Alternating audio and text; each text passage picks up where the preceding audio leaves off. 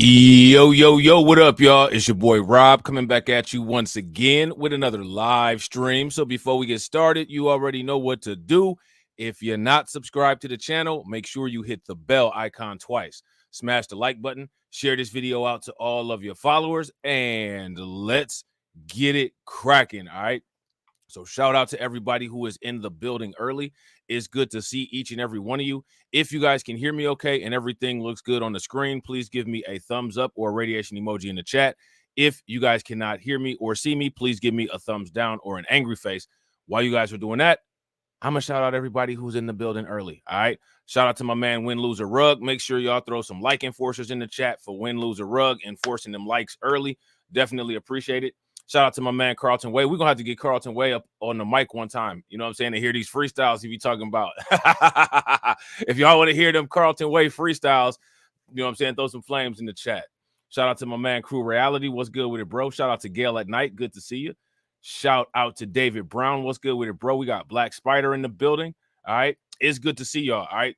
So we're going to talk about some things. All right. The two main things that we're going to talk about is this nonsense that happened with the EMT that was part of deleting Elijah McClain.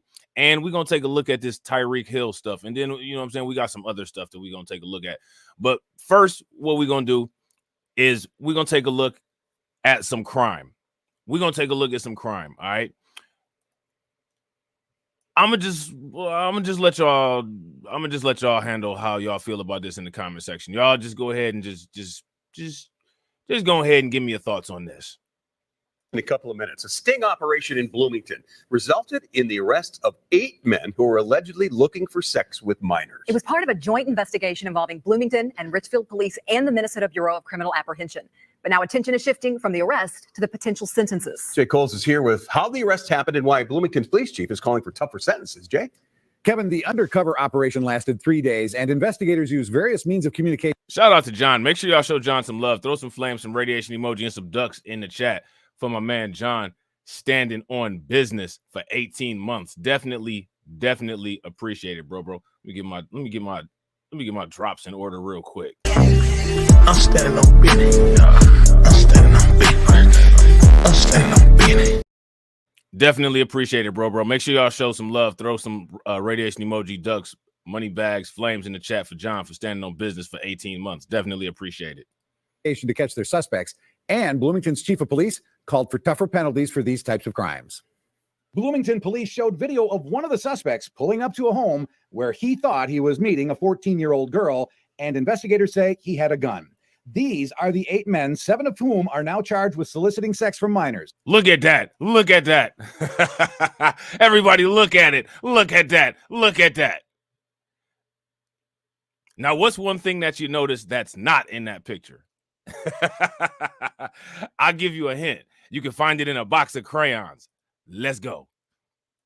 Bloomington Police Chief Booker Hodges says he will not tolerate any type of crime in his city. Especially crimes where people are coming here to have sex with babies, our kids. Chief Hodges says the 8 suspects all targeted kids who they thought were minors between the ages of 13 and 15. Hodges says this man asked one undercover officer. Now check this out, right? I gotta ask this question. Now, when it comes to the migrant crisis, right? And shout out to the migrant crisis. If y'all not subscribed to Undocumented, y'all should really go check that channel out. It's a great channel. You know what I'm saying? Of course, it's a great channel. It's one of my channels. If one of the mods could drop the link to Undocumented in the chat so people can go check it out, that would be great. Do you all notice that domestic crime is very similar to imported crime? If you guys would agree domestic crime is very similar to quote unquote imported crime, give me a thumbs up. If not, give me a thumbs down. It seems to me when you look at these criminals, Trende Argua and all these people, and then when you look at stuff like this, quote unquote, tried in a small town crime, they already come to the United States ready to go. They come into the United States ready to go. If she was interested in having some old-fashioned lovemaking. 57-year-old man. And this 30-year-old man, Hodges says, wanted sex with a 13-year-old boy. Nasty. I'm not even going to go into what Tony said. Trifling. Trifling. We're gonna run this all the way back because you already know, just because of the nature of what's being talked about here. They done already demonetized and yellow dollar signed the video, but it's all good though. We'll get it together. Let's get it. Let's go. In a couple of minutes, a sting operation in Bloomington resulted in the arrest of 8 men who were allegedly looking for sex with minors. It was part of a joint investigation involving Bloomington and Richfield Police and the Minnesota Bureau of Criminal Apprehension. But now attention is shifting from the arrest to the potential sentences. Jay Coles is here with how the arrest happened and why Bloomington's police chief is calling for tougher sentences. Jay? Kevin, the undercover operation lasted 3 days, and investigators used various means of communication to catch their suspects. And Bloomington's chief of police called for tougher penalties for these types of crimes.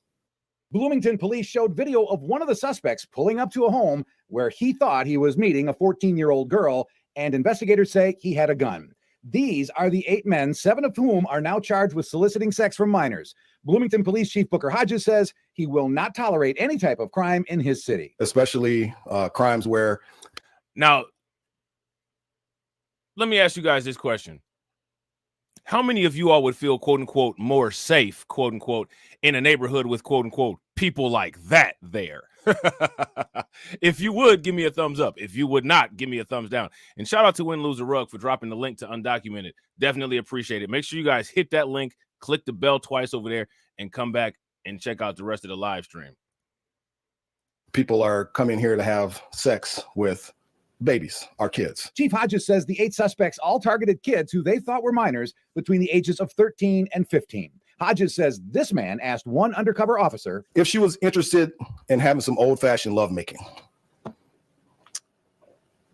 57-year-old man. And this 30-year-old man, Hodges says, wanted sex with a 13-year-old boy. Nasty, nasty, nasty. I'm not even going to go into what Tony said. The chief now says he wants tougher prison sentences for these types of crimes against children. Because the fact that right now... Shout out to Gail for subbing. Make sure y'all show Gail some love. Definitely appreciate it. I was punishable up to 5 years in jail, but none of these guys will do any time in jail other than the time that we arrested them. But University of St. Thomas. Shout out to my man John Guillory with the ducket enforcement. Make sure y'all show John some love. Throw some flames, some radiation emoji, and some ducks in the chat for John Guillory. My man John says these are the stories we never see on nationwide news. Where you at? CNN, Fox News, MSNBC. Facts. I'll tell you where CNN and MSNBC are. They busy serenading Kamala Harris. You know what I'm saying? And Fox News is busy being anti-black and being manipulative. Make sure y'all show John some love. Throw some flames, some radiation emoji, and some ducks in the chat for my man John for funding the organization. How do you think that we fund this organization, huh? We're not exactly the March of Dimes. Cash rules everything around me. Cream, get the money. Dollar, dollar bill, yo.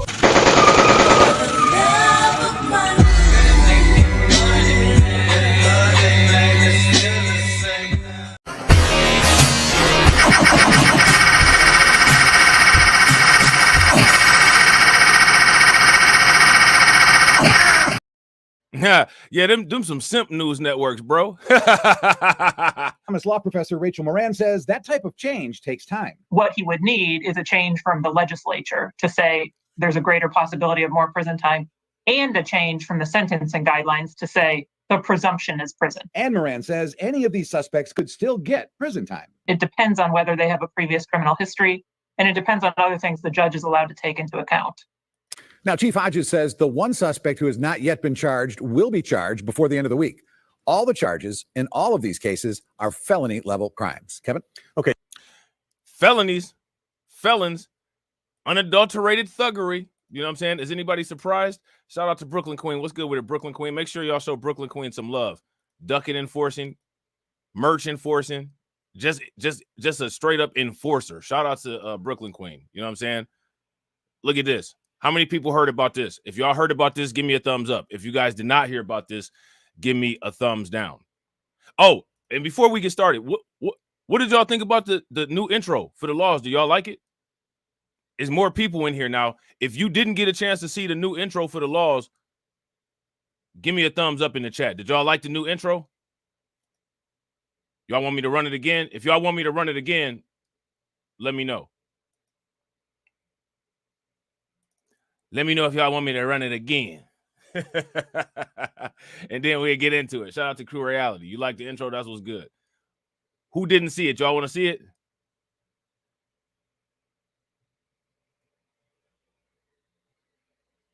Uh-oh, hold on real quick.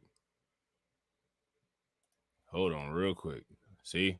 Gotta get a new PC. It's coming.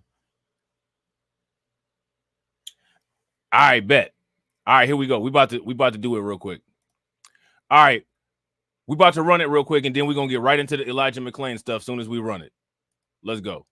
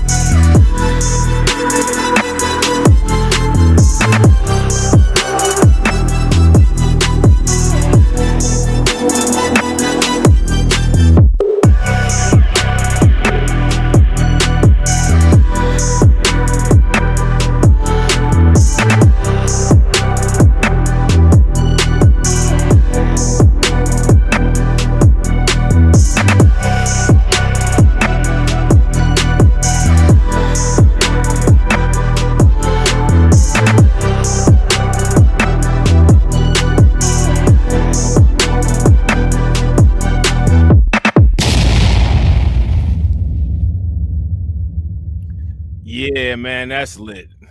That's lit. That's lit. All right, let's get into this Elijah McClain stuff, man. Hopefully y'all like that. You know what I'm saying? I got a whole bunch of new intros coming, so hopefully y'all like them. You know what I'm saying? So now this is the article from the Denver Gazette, and we're gonna be taking a look at an article from the Denver Post too. All right, Aurora paramedics prison sentence wiped out in Elijah McClain case. All right. So now check this out, man. This is Aurora, Colorado, the same place that Trinde Argua has been terrorizing, right? And this is what I'm saying about Aurora. This is exactly what I'm saying about Aurora. Shout out to Mike Mellis John. What's good with it, bro? You can't really feel bad for Aurora when they got nonsense like this going on. Now, you got these people that live in Aurora that can call the police on Elijah McClain for walking down the street,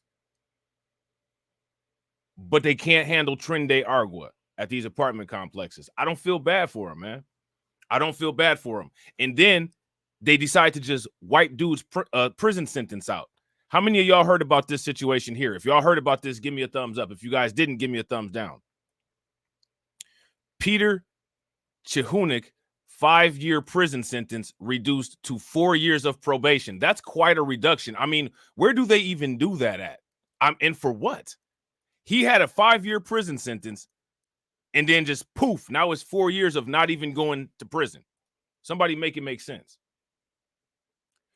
A paramedic convicted of the most serious charge. All right. So he was convicted of the most serious charge in the death of Elijah McClain, will no longer spend time behind bars after an Adams County judge converted his sentence to probation on Friday. So now what's the purpose of them converting the sentence to probation? And look at this right here on the side here. Police officer sentenced in Elijah McClain's death once out of jail due to stress. Who gets out of jail because of stress?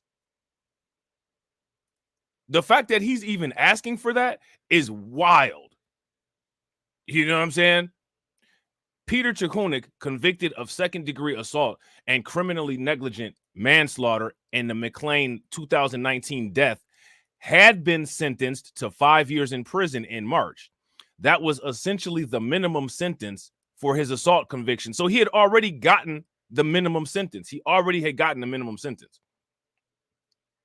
A spokesman for the Colorado Attorney General's office confirmed on Friday that Adams County District Judge Mark Werner converted Chihunik's sentence to 4 years of probation. Now, I want to know from you guys in the comment section, on what basis do you all think that they converted his sentence to quote unquote probation? I mean, where's the logic behind that? Why would they do that? After considering the evidence, a statewide grand jury indicted Chihunik, and a jury of his peers found him guilty for his criminal acts that led to the death of Elijah McClain, said Attorney General Phil Weisner in a statement. We are disappointed the court reduced his sentence today, but we respect the decision. I don't respect this decision at all. And this is one of the reasons why I don't respect the laws. How many of you guys respect this sentence? If you guys respect this sentence or think that this sentence is good in some way, give me a thumbs up. If you guys don't, then give me a thumbs down. This is a bad decision. I don't respect this decision. I don't respect people that respect this decision. And I don't respect those people that think in the court who made this decision that it was an appropriate decision. Shout out to John for enforcing the likes. I appreciate it, bro. Make sure you guys throw some like enforcers in the chat for John. Appreciate you, bro. McClain was first contacted by 3 Aurora officers on August 24th of 2019 after someone called 911 about a man who was quote unquote suspicious and wearing a ski mask. So this is a death sentence for a black person in Aurora, Colorado. If you walk into the gas station with a ski mask on, somebody can call the police and say that you're suspicious, and the EMTs can come and unwarrantedly shoot a lethal amount of ketamine in you, delete you, and they don't have to worry about a prison sentence. These are the circumstances in Colorado. So now, based on these being the circumstances in Aurora, Colorado, is anybody surprised about the lawlessness at Aspen Grove apartment complex with Trinde Argua walking through there with long guns? Is anybody surprised about that? I'm not surprised about that at all. They also can't keep police chiefs.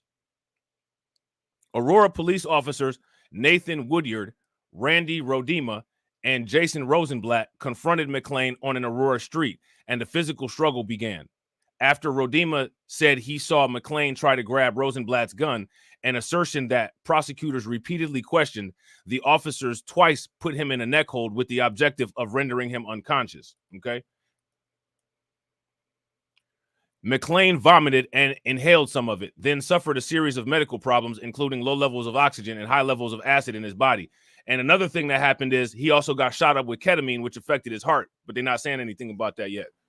McClain said repeatedly, "I can't breathe," before Chicunik approved a dose of the sedative ketamine that was administered by another paramedic, Jeremy Cooper. McClain's heart stopped a short time later. So he already had oxygen deprivation because he was choking on vomit, because they made him vomit and they thought it was funny. These people think that it's funny. You know what I'm saying? Shout out to AW1. They think that it's funny that they could just delete people and get away with it. You know what I'm saying? And now, again, this is one of the reasons why I can't support Trump. They won't even have to go to jail or even go to court doing this when Trump provides the shield of MAGA for these police officers. So now somebody can just call the police on you and get you assassinated and it's all good. Everybody could be a potential Elijah McClain under a Trump presidency. If you guys would agree, give me a thumbs up. If you guys would disagree, give me a thumbs down. So these are things to consider before people jump out the window, if you ask me. Just understand, you know what I'm saying? You could potentially be the next Elijah McClain. Because they all just sitting there waiting to make you Elijah McClain anyway. You know what I'm saying? So now here it says, McClain said repeatedly, "I can't breathe," before Chicunik approved a dose of the sedative ketamine that was administered by another paramedic, Jeremy Cooper. McClain's heart stopped a short time later. Although paramedics revived him, he never regained consciousness and died 3 days later. Multiple medical experts blamed McClain's death on the ketamine. I would blame McClain's death not only on the ketamine, but also on the failure to follow procedure and protocol. And because of bad policing, negligence, and ignorance, and privilege. Can't forget that. You know what I'm saying? Chicunik was the highest ranking paramedic on the scene, and of the 3 first responders convicted in McClain's death, he faced the longest possible sentence because second-degree assault is a crime of violence. Initially, the Adams County District Attorney did not charge anyone in connection to McClain's death. So again, the initial, you see this right here? Initially, the Adams County District Attorney did not charge anyone. Under a Trump presidency, that'll just be the standard operating protocol. You know what I'm saying? Shout out to AW1. What's good with it, bro? And shout out to No Longer Asleep for renewing up on for re-upping the membership. Make sure y'all show No Longer Asleep some love. Throw some flames, some radiation emoji, and some ducks in the chat for No Longer Asleep for standing on business. I'm standing on business. I'm standing on business. I'm standing on business. Yeah, shout out to Carlton. Carlton says, I agree, but they've done this stuff under Democrats and Republicans. Right. So my thing is, if that's the case, then if you ask me, the Democrats and Republicans should get the same treatment. Right. The Republicans shouldn't get any favor. Right. Because here go the thing. Right. Republicans, conservatives claim that they want to shrink the government, but they're all about building up the police. They're all about increasing the funding and increasing the abilities of and rights of police to be able to do this to you, right? They're all about that.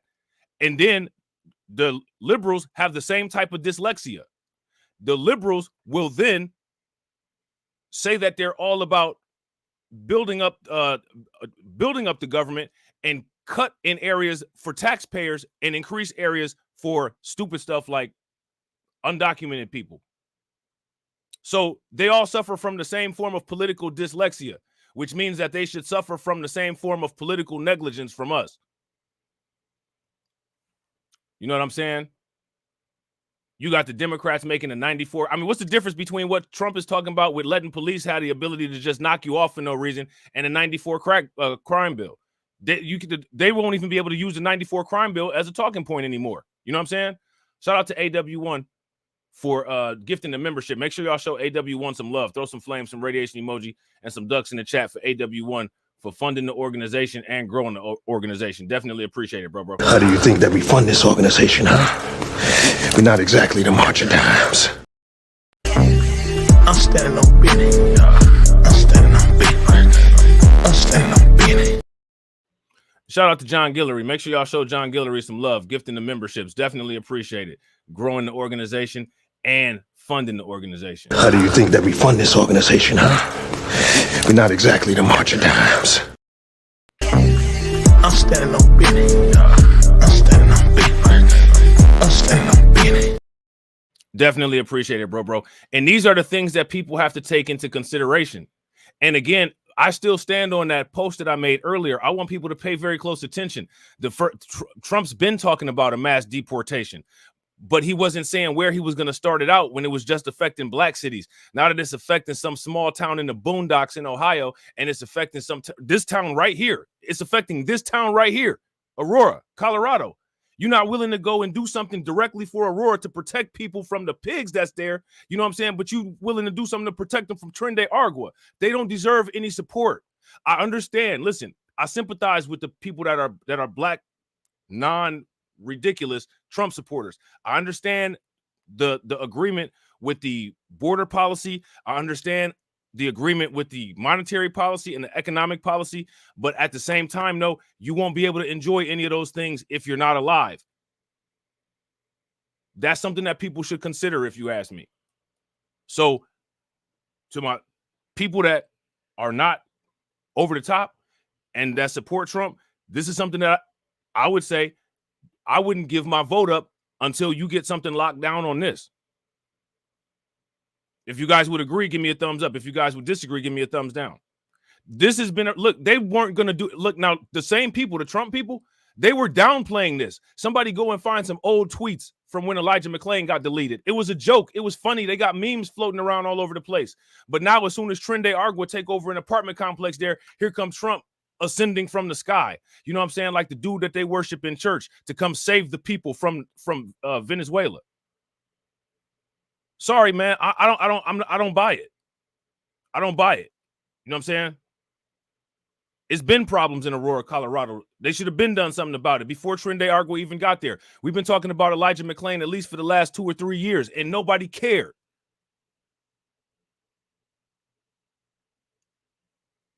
And this is what I'm saying. People got to stand on that rage. Stand on that rage. You know what I'm saying? So now here it says in June of 2020, Colorado Governor Jared Polis appointed Attorney General Phil Wisner as special prosecutor, tasking the latter with investigating and, if the facts supported, prosecuting individuals to do so.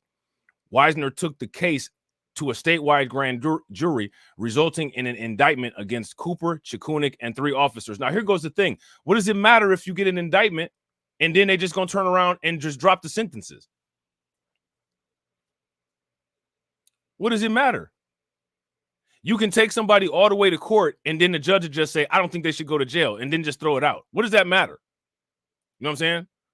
Cooper had authority for medical decisions at the scene, and Chikunik had the administrative responsibility for scene safety. Chikunik requested the ketamine dose from Falk Rocky Mountain, a private ambulance company that contracts with Aurora Fire Rescue, and Cooper administered the injection and the dosage.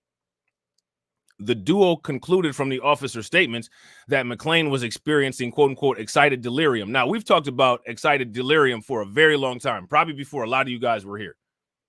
You know what I'm saying? How many people are aware of excited delirium and the issues with the idea of excited delirium? If you are aware of excited delirium and know about the issues with this excited delirium thing, give me a thumbs up. If you don't, give me a thumbs down. Excited delirium is anti-black, racist pseudoscience that is not backed up by any psychology and is only supported by one medical organization. And it's something that Trump will support. Okay? A condition that included symptoms like extreme aggression, strength, paranoia, and resistance to pain. Now, what they're not telling you here is that there's only, out of all the medical organizations, there's only one medical organization that acknowledges excited delirium as an actual thing. And the FBI has done studies on excited delirium. And what the studies have found is that excited delirium is used disproportionately to justify excessive use of force against black males. Now, don't that sound like something that's right down Trump and Trump supporters' alley to support? If it do, give me a thumbs up. If it don't, give me a thumbs down. So again, this is what I'm saying. Colorado Regulatory Board that licenses law enforcement officers and the Peace Officer Standards of Training Board last year voted to strike excited delirium from all training documents starting in January. Now, you notice how the Denver Gazette doesn't say why?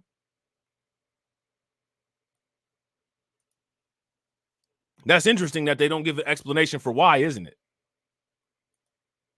Here's another interesting thing. How come Black Lives Matter never did anything about the inappropriate use of excited delirium?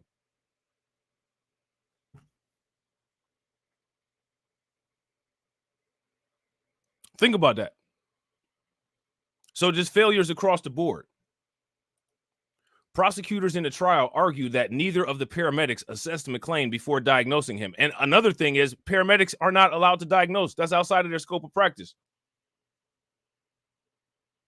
So I don't even know why this is even, I don't even know what this is. You know what I'm saying? Cooper did not communicate or check on McClain until 6 minutes after the ketamine was injected, at which time he was already unresponsive. And more than likely, they should have been checking him probably at the very least every 15 minutes. Initially, the Adams County District Attorney did not charge anyone in connection to McClain's death. Now, let me ask you guys this. Why do you think that they didn't charge anyone in relation to McClain's death? Shout out to John Guillory. John Guillory said, but Rob, I thought you were MAGA all day. Shout out to you, bro. At least you thought. You know what I'm saying?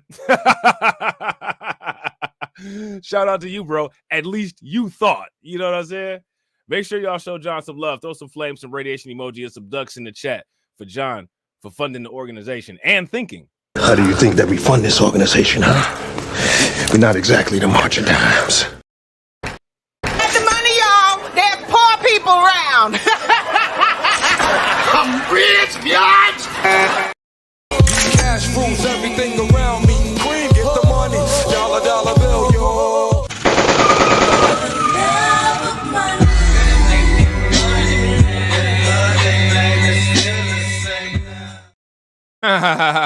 Definitely appreciate it, bro.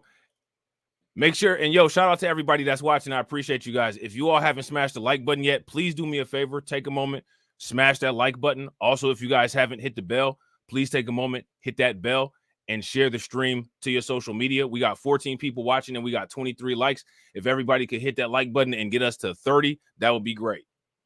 So now here it says, in June of 2020, Colorado Governor Jared Polis appointed Attorney General Phil Weisner as special prosecutor, tasking the latter with investigating and, if the facts supported, prosecuting individuals to do so. Weiser took the case to a statewide grand jury, resulting in an indictment against Cooper, Chikunik, and 3 officers. Cooper had authority for medical decisions at the scene, so we read this already, but we're going to read it again. And Chikunik had the administrative responsibility for scene safety. Chikunik requested the ketamine dose from Falk Rocky Mountain, a private ambulance company that contracts with Aurora Fire Rescue, and Cooper administered the injection and the dosage. The duo concluded from officer statements that McClain was experiencing excited delirium, quote unquote, a condition that included symptoms like extreme aggression, strength, paranoia, and resistance to pain. Colorado's regulatory board that licenses law enforcement officers and the Peace Officer Standards Training Board last year voted to strike excited delirium from all training documents starting in January. So again, I want to ask you guys, why do you all think that is? And shout out to everybody that watches the channel, everybody that watches the channel frequently. You guys should really make sure that you are well versed on what excited delirium means. Excited delirium is paramount to any police excessive use of force case, and they never talk about it. No one ever talks about it. Even the alleged liberal media that claims that they love you so much, they don't talk about it because they run in quality control. You know what I'm saying? Prosecutors in the trial argued that neither of the paramedics assessed McClain before diagnosing him. Cooper did not communicate or check on McClain until 6 minutes after the ketamine was injected, at which time he was already unresponsive. The 3 police officers were also tried. A jury returned a split verdict for Rodema and Rosenblatt. Rodema was found guilty of criminally negligent homicide and third-degree assault, and in January, he was sentenced to 14 months in Adams County Jail, along with 4 years of probation. They gave these dudes slaps on the wrist. Now, let me ask you guys something. If you had deleted somebody out on the street, you think you'll be serving a little sentence like this? Rosenblatt and Woodyard were acquitted in separate trials. The jury found Chikunik guilty of second-degree assault for administering drugs without consent and acquitted him of second-degree assault with intent to cause bodily harm. With all of the body cam footage and all of the evidence there, they still are just acquitting these dudes and dropping charges left and right. How many people see this as a problem? If you see this as a problem or an issue, give me a thumbs up. If you don't see this as a problem or see this as an issue, give me a thumbs down. Warner sentenced Cooper, a former Aurora fire rescue paramedic, to 14 months in a work release program, 4 years of probation, and 100 hours of public service, because this is justice, right? This is accountability, right?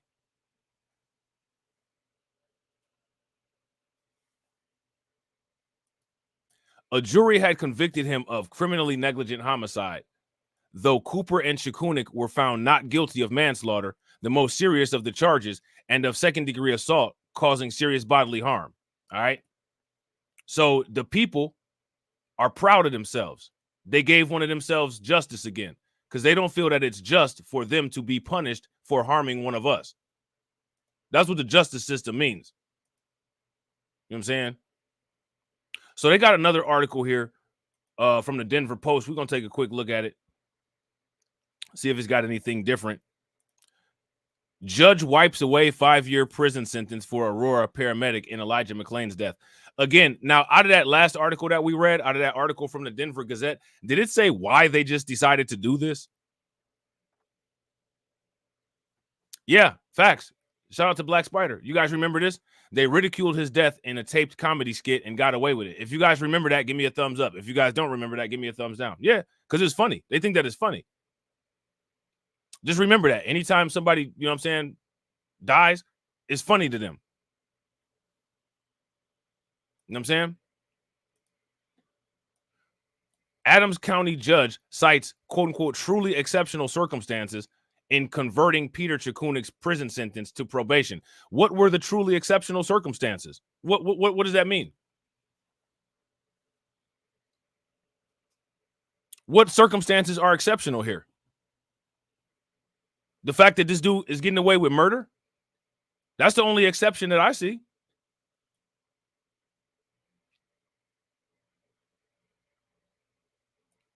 A judge in Adams County District Court on Friday wiped away the 5-year prison sentence being served by a former Aurora paramedic convicted in the death of Elijah McClain. So what we're going to look for in this article, we're going to look for them to, at the very least, tell us why.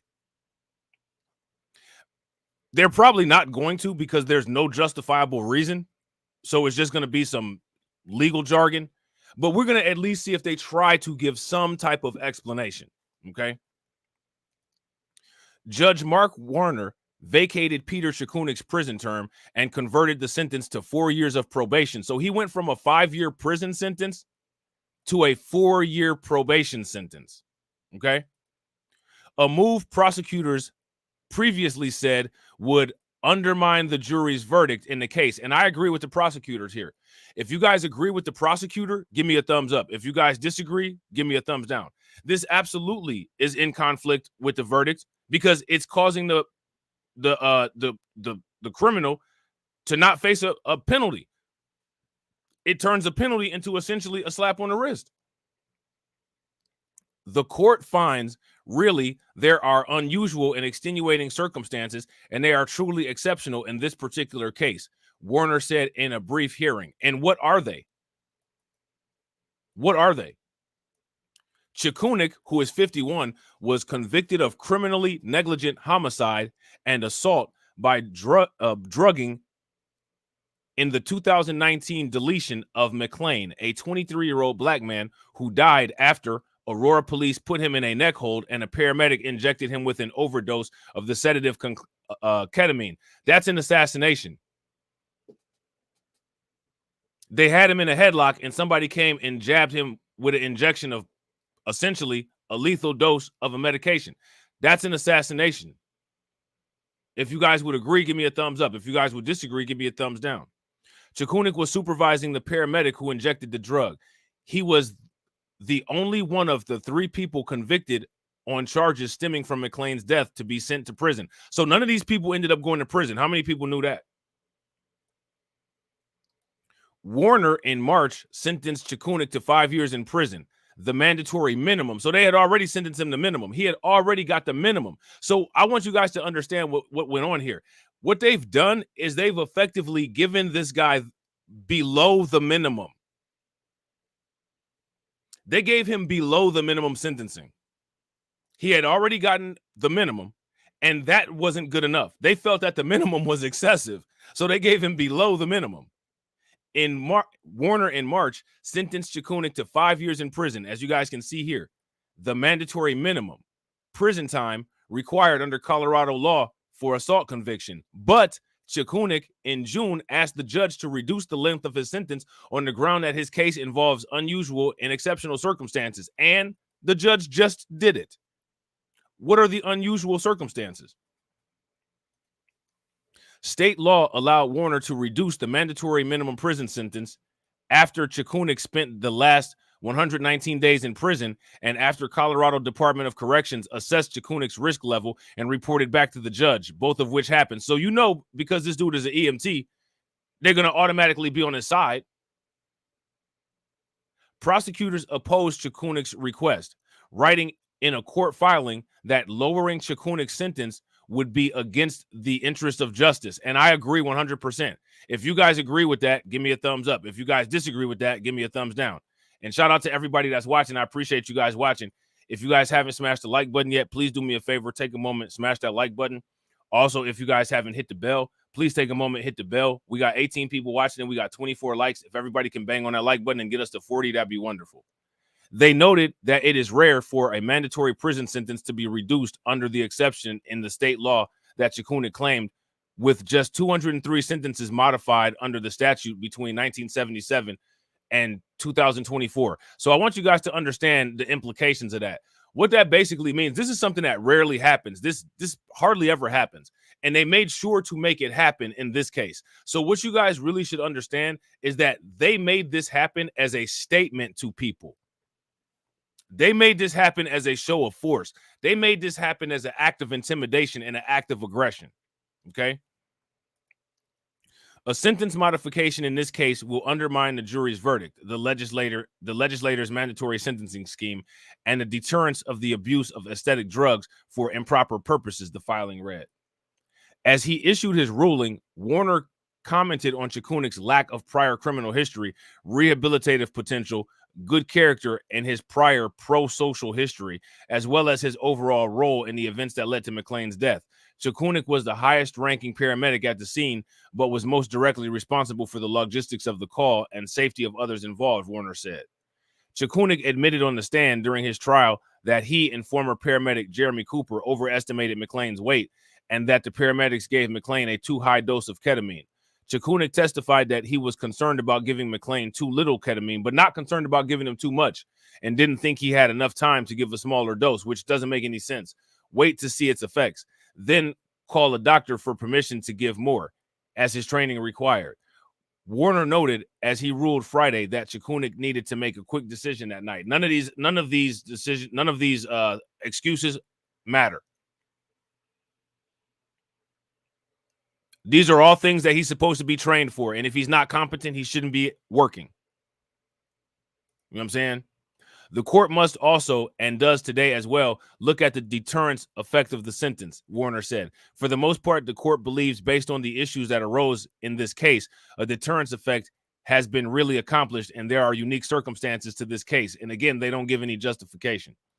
Chikunik was incarcerated at the Sterling Correctional Facility in Northeast Colorado, and it was not immediately clear how quickly he would be released to probation. His supporters cried and exclaimed, "Pete is coming home," after Warner reduced the sentence Friday. They declined to comment to the Denver Post.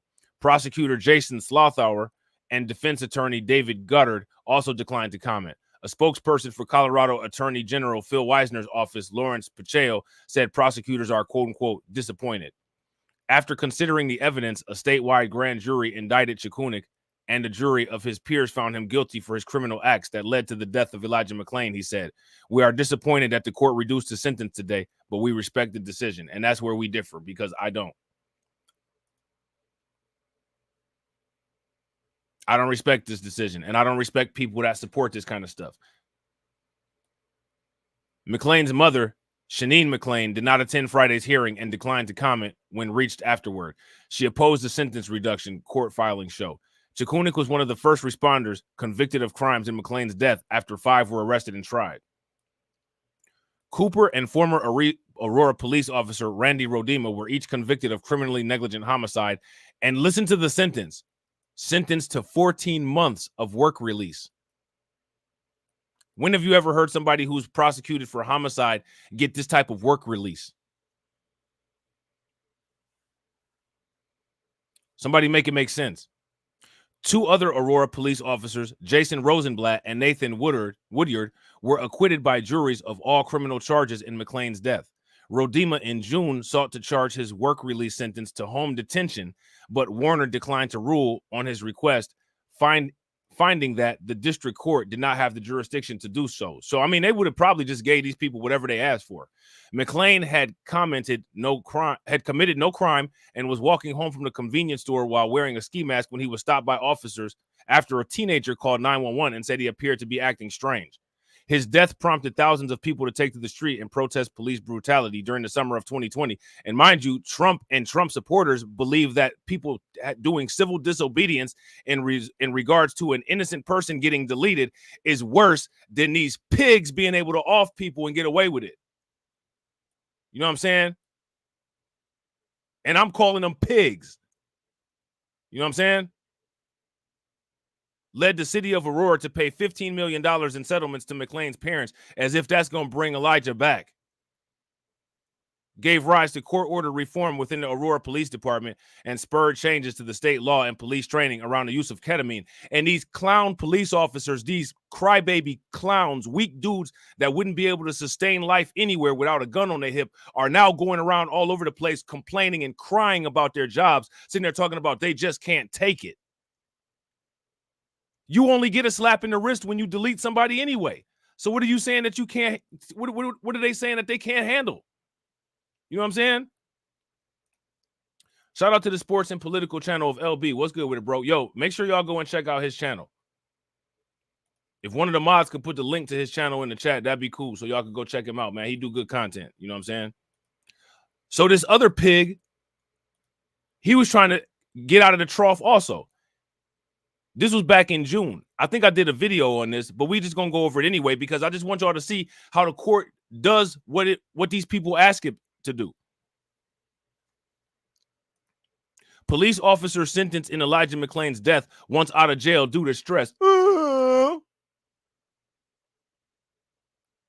Randy Rodema asking judge for the remainder of his sentence to be served with in-home detention. Nobody else gets that. Why do you think you should?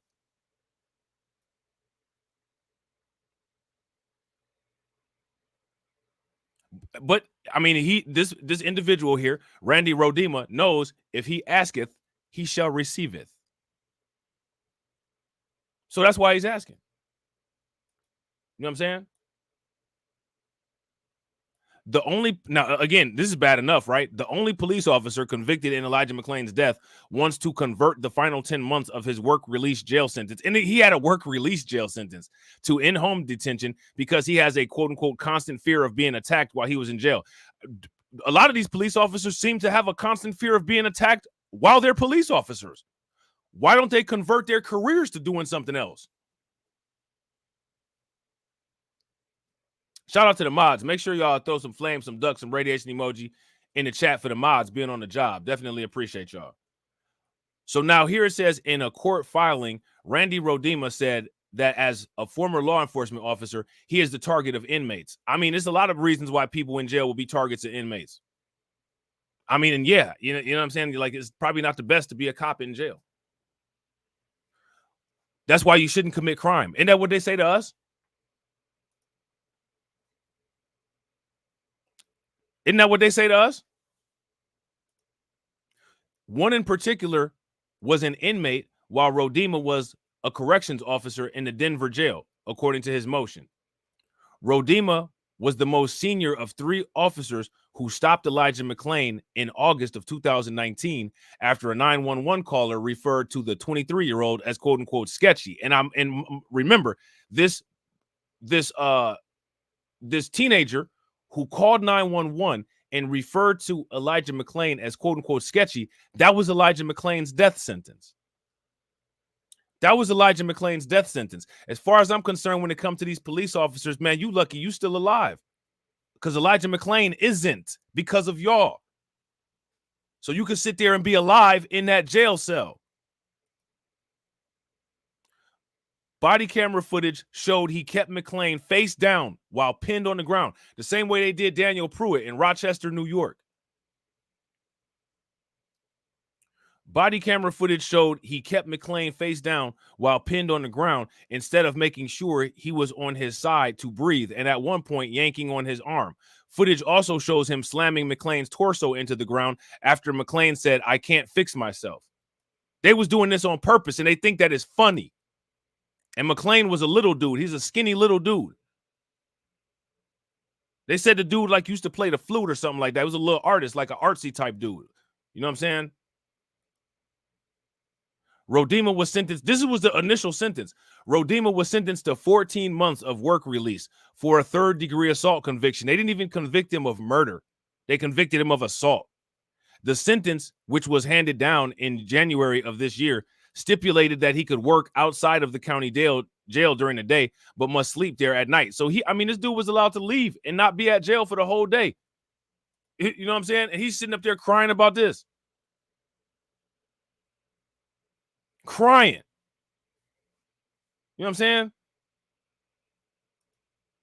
His attorneys state that in the 2 months that he had been sleeping in the jail at night on work release, he had lost almost 30 pounds. Okay. That's what happens. It's not fun in jail. You know what I'm saying? I've only ever been to the county, you know what I'm saying, one time in my life, and it's not fun. The food is nasty, it's cold, and you got to get used to a whole bunch of weird stuff that you ain't used to. Sometimes when you got that type of culture shock, you lose your appetite for a prolonged amount of time. It is what it is. That's just what it is. Guess who else lost their appetite? Elijah McClain.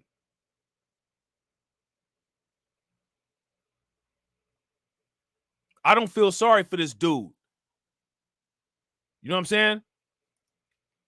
The former Aurora police officer's attorney filed a motion to transfer him to in-home detention because the stress of worrying about being injured in jail has caused him to lose his appetite. Everybody in jail is worried about getting injured. Are you serious? You're in jail with a bunch of crazy people, a bunch of criminals.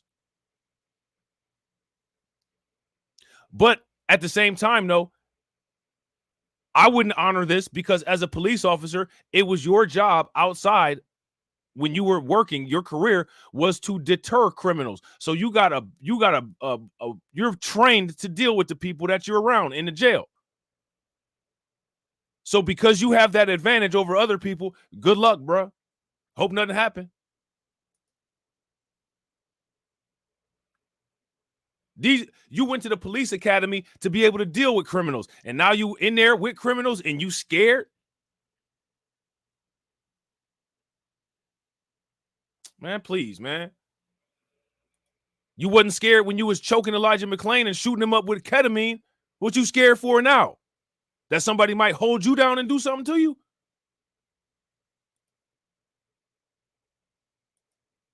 So now here it says because of his nighttime incarceration, he need a little night light. You know what I'm saying? The document states Rodema cannot attend in-person counseling sessions nor attend church services. But you better figure out some time to pray.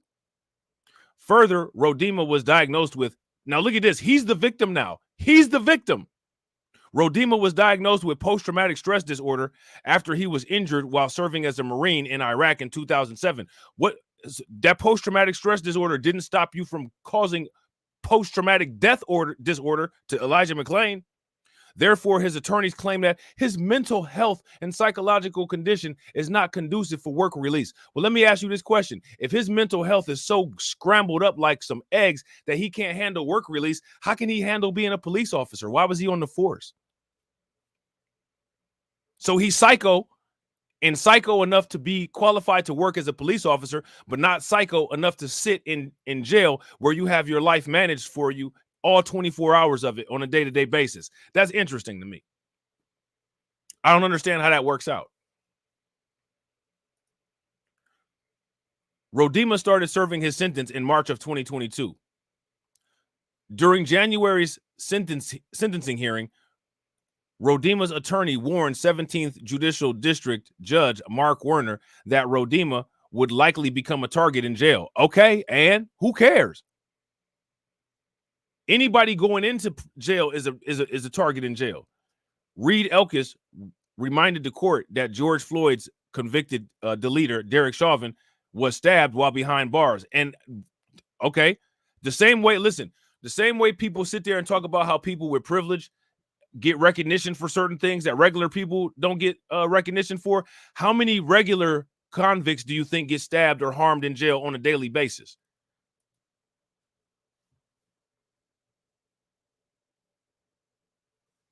I agree with you 110%, J.R. Lawson. You are spot on, bro. I would not disagree with you whatsoever, bro. As a matter of fact, I've said that before. Shout out to you. J.R. Lawson says, greetings. In my opinion, the entire of RWS is not broken. The subsystem called the judicial system is designed to harm us and protect the oppressors. Absolutely. Absolutely, bro. Absolutely, 110%. If you guys agree with JR, give me a thumbs up.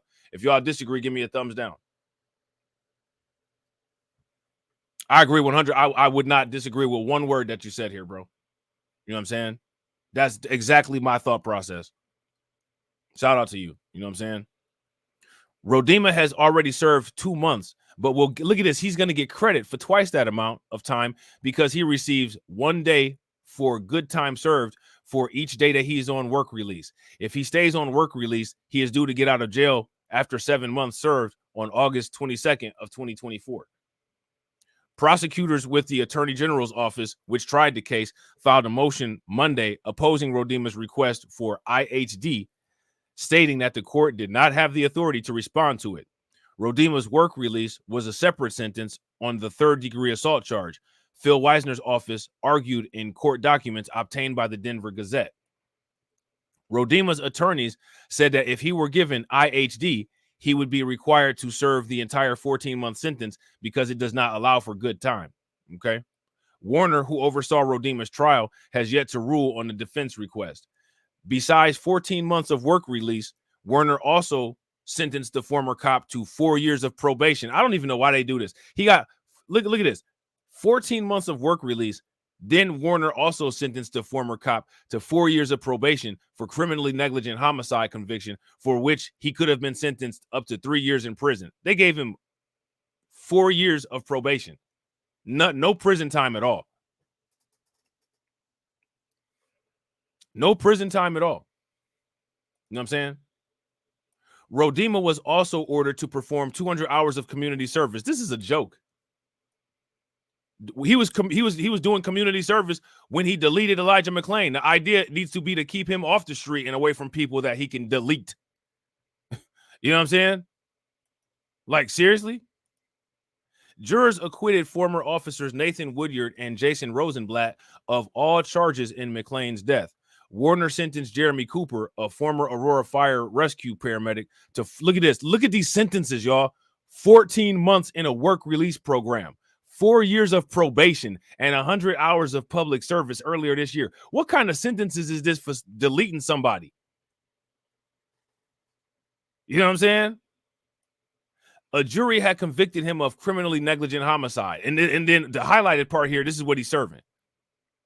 A jury found Peter Chikunik guilty of second-degree assault for administering drugs to McClain without consent and acquitted him of second-degree assault with intent to cause bodily harm. He was sentenced to 5 years in prison in March. All right. So again, you know what I'm saying? Nonsense. Nonsense. That is not justice at all. You know what I'm saying? So now we got an interesting little situation here with the Tyreek Hill situation, right? I'm about to just we about to just listen to this. I'm about to let y'all check this out real quick. It's just like I just sometimes I don't understand. I don't understand things that go on. You know what I'm saying? And sometimes I really just don't know what to say. I'm at a loss of words of what to say with this right here. Check this out right here.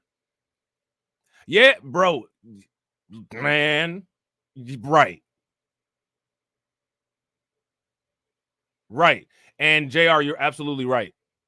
I agree 100. I know you. I see you in here every now and then, so I know you probably know. You know what I'm saying, how I feel, and you know what I'm saying, my get down. But yeah, you as you would know, I'm 100% consistent with how you feel about that, bro. JR says we should learn not to expect justice or whatever that is. They always undercharge the law enforcement officer instead of holding them to a higher standard. Absolutely, I agree 100%. That goes into a deeper conversation of how the machinery actually works. But absolutely. Absolutely. You know what I'm saying? So check this out, man. I listen, man. I don't know about Tyreek Hill. Let me ask y'all this. And I'm not trying, and I don't want to sound like I'm piling up on Tyreek. You know what I'm saying? Because you know he went through some things with the police and all that. But like, what did y'all think about him, like when he was calling for his agent or whoever that was? What was it? Drew. Was that his name? The call Drew? Was that what he was saying? What did y'all think about that? Let me know what y'all thoughts was about that. I had some issues with that. That kind of irked me a little bit. Like I said, I just drag him and go all in on him, but like I just, you know what I'm saying? Like I was kind of irritated a little bit. Not gonna lie, you know what I'm saying? So let's check this out. This is an article from News Nation, and then we're gonna next check out another video that's from Fox News Live, and then we're gonna check out this article from ABC News. And real quick, I appreciate each and every one of you all who's in here. If you guys haven't yet, please take a moment, smash that like button. Also, if you guys haven't, hit that bell icon twice, and please share the stream to your social media. And when you share it, please tag somebody who you know would be interested in this type of content. Here's how I see this. At the point that the officer, Collins, is the attorney for Tyreek Hill. Thank you very much for taking the time. Appreciate it. First, let me ask you about the comment that Tyreek Hill made today, that he could have been better, he could have done better. Isn't it more than... So now here goes my question. Why I don't understand why Tyreek Hill would have said that.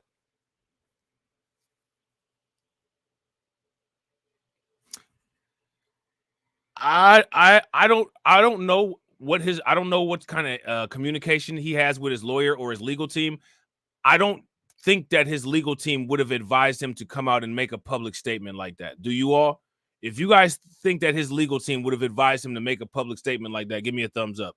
If you don't, then give me a thumbs down. That though, I mean, didn't he literally create a safety hazard for the officers and also sort of do it with a kind of sense of entitlement? Absolutely not. I think we have to be careful when we talk about safety hazards. We understand that policing and traffic stops are inherently dangerous for law enforcement, right? But you have to be careful, and you have to look at the initial officer, right? You have to look at who made the traffic stop. Even after you knocked on the window, Mr. Hill did lower the window to an extent, and they were actually communicating. Regardless of what the communication was, you could see him, he had already identified, and Mr. Hill had provided his driver license. Now, at that point, when the other officer comes in, that's who escalated. So the safety aspect of it, I still say you have to look at the initial officer. Did he threaten, right? Was he going to snatch Mr. Hill out of the vehicle? And I think the body camera is telling that he wasn't in fear of his life. There was no safety issue that initial officer who originally knocked on the window felt. It all escalated once the second officer came to the window and said, we'll break this freaking glass if we have to. And then the initial officer said, hey, get out of the car. And the body cam goes further. So we have to look at the body camera as a whole. And Mr. Hill says, okay, I'm getting out. And then he reaches in and snatches the door open and then snatches Mr. Hill out of the vehicle. Right. So let's agree on the overreaction part, right? Because I do think that the officers probably... Yeah, I agree 100%. Shout out to John.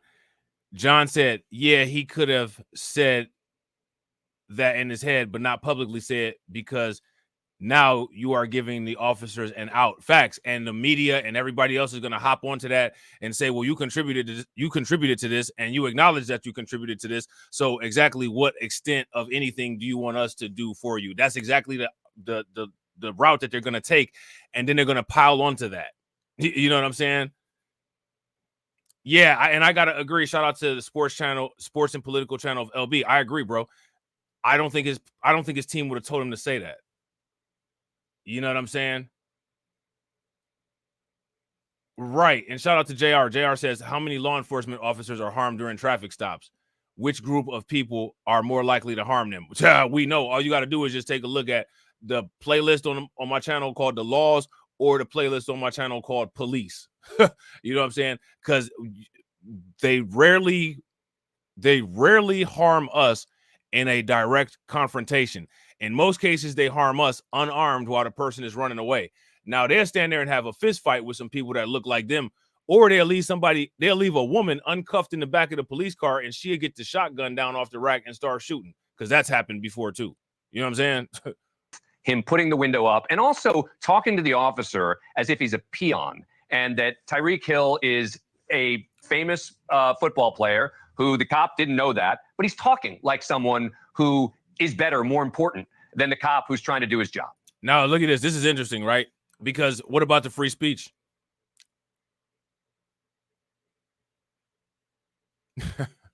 Right? Isn't it getting hurt by somebody's tone? Isn't this what they call, quote unquote, tone policing?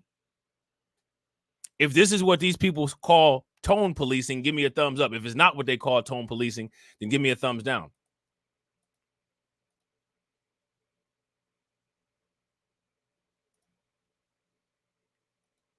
What they call tone policing, right?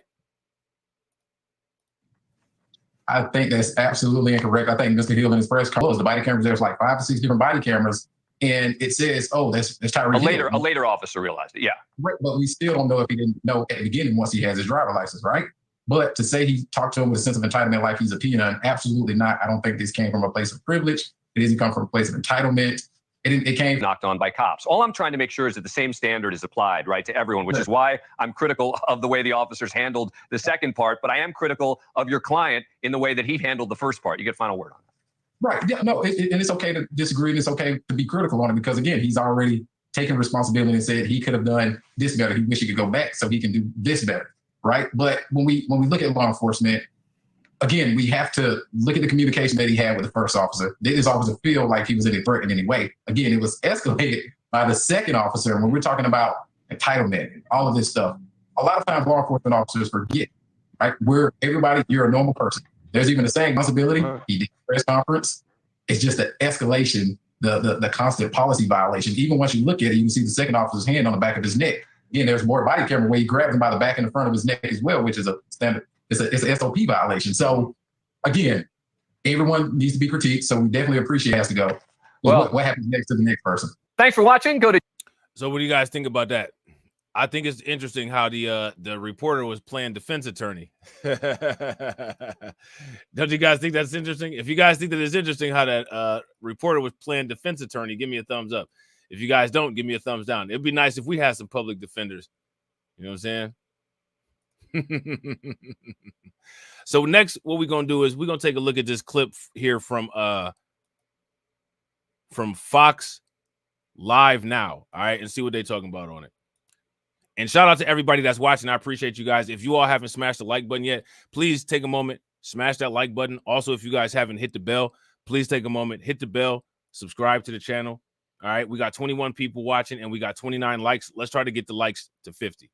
Back here to Live Now from Fox. I'm Andrew Kraft. We are nearing the bottom of the hour here. We are anticipating not the best shot just yet. That is a live picture there in Tucson, Arizona. We are told that the second gentleman, Doug Emhoff, will be addressing Harris Walz supporters in the battleground state of Arizona. Of course, you know, former President Donald Trump had about a 2-hour-long campaign rally there in Tucson as well today. So it seems like all eyes on these battleground states. Arizona is one of them. In the meantime here, we want to follow up on a story that we brought you on Monday night. Of course, you've seen the video by now of Miami Dolphins wide receiver Tyreek Hill and his run-in with law enforcement, this traffic stop, this altercation that people have been talking about and describing. Well, you know that he is going to be back on the field tonight, facing off against the Buffalo Bills. Yes, the very day that this all transpired, he played as well. against the Jaguars in Miami. We have a gorgeous nighttime skyline view there over at Miami. So we're following up, like I said, on this story. And we've heard from Tyreek Hill. He's been speaking out after he was detained Sunday morning for speeding just before the team's game against the Jaguars there in Miami. And remember, police released body cam footage showing him getting handcuffed and placed face down on this street. It was released on Monday, the day after the altercation. Hill has indicated the officers were excessive and has even called for one officer to be fired. Now, we know one officer involved in this has been placed on paid administrative leave. The NFL star also admitted this week that he could have handled the... Now, we'll be talking about this officer who's on the paid administrative leave shortly. Traffic stop differently. Now, we want to get into this a little bit more. Joining us to talk more about this is Miami Herald Cops reporter Devon Satut. He joins me. Devon, thanks for being with us here. I would imagine that this has been quite a busy week for you because the Miami Police Department has put out numerous statements trying to get ahead of this, explain where they're coming from, talk about the investigatory steps that they have taken so far. How are they doing with that effort? So Miami Police Department was very forthcoming when this incident occurred, almost immediately after they had heard about it and seen kind of the giant public. Man, there's a lot going on there. There's a lot going on there. Backlash to this. They were on top of this. They put the officer, Danny Torres, on administrative duty fairly quickly after the video had come out for them to run their own internal affairs investigation to figure out kind of what happened, what went wrong, what could have been done better. And that process is still going on right now, and he's still on administrative duties. Mr. Torres has gotten his own attorney that is trying to do what he can to get him back onto the force, basically back on the job. And as you had said, Tyreek and his attorneys in the inverse are seeking every legal option they can in the situation. Because I know Tyreek spoke to the media yesterday, and even though he said there are some things that he could have done better, he still wants to see this officer gone, fired. Because as he had said in a previous press conference, that what if it wasn't him? What if he wasn't Tyreek Hill? Right. You know, how could have this gone? And in Miami here, it's been there's been a lot of reactions everywhere, from residents to politicians. I know our mayor had some very choice words about the officer's conduct and that they needs to be investigated and done better. And locally here, we have a sheriff's race coming up for the first time ever in our history. And both candidates also criticizing the officer, saying that things need to be done on both sides, Republican and Democrat. Things need to be done here. You know, Devon, I wanted to ask as well, let's go back even further. And have you seen the police report that was filed? What was he pulled over for? What was the initial infraction? So the citations he has is for careless driving and a seatbelt violation. Okay. It was not for speeding. Speeding is mentioned in his citations. It was off of sight. The officer had said he had thinks that he was going 60 miles per hour, but that was not what the violation was for. That's why in the beginning you hear him talking about speeding, you hear him talking about seatbelt. It's because that was what the actual citation was for. And actually the officer, just when you guys watch the video, Officer Torres is the officer that opens his door and kind of pulls him from the car. That is Officer Torres. Whose body cam are we looking at? Is that Officer Torres? Is it his body cam? No, that is not his body cam. We are unsure at this moment which officer this is that is knocking on the window, but it is the one that pulls him out of the car is Officer Torres. And Officer Torres was the one placed on administrative leave. That's the one Tyreek Hill wants fired. Exactly, administrative duty. Has he spoken out? Have we heard from him? Now, we're also going to talk about this situation of Tyreek Hill wanting this particular police officer removed as well. All right. Through his lawyers, he has spoken. Yes, and his lawyers have said that they're doing everything they can to help in this process, be forthcoming, but also to get him back on duty, to get him back on the streets doing his job. That's him right there in the video, pulling him to the ground. Devon, I wanted to ask too, because other Miami Dolphins players, his teammates, were somewhat involved in this entire episode. What is the nature of that? Was anyone else in the car with Tyreek Hill, or did people come in afterward as they saw what was transpiring?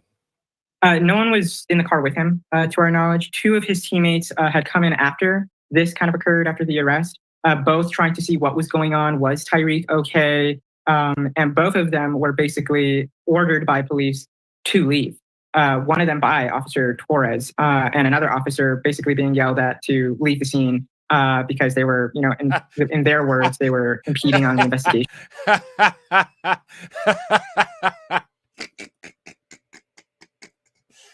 Oh man, that's what I was saying. Hey, and listen, I don't know if what y'all watching this on. I don't know if you're watching it on a phone or like a computer or a TV, but Joe, whatever. I don't know what that is there. but them teeth, man, the grill is hit. The grill, bro, look like the police made that person there who's doing the commentary take a bite out of the nightstick.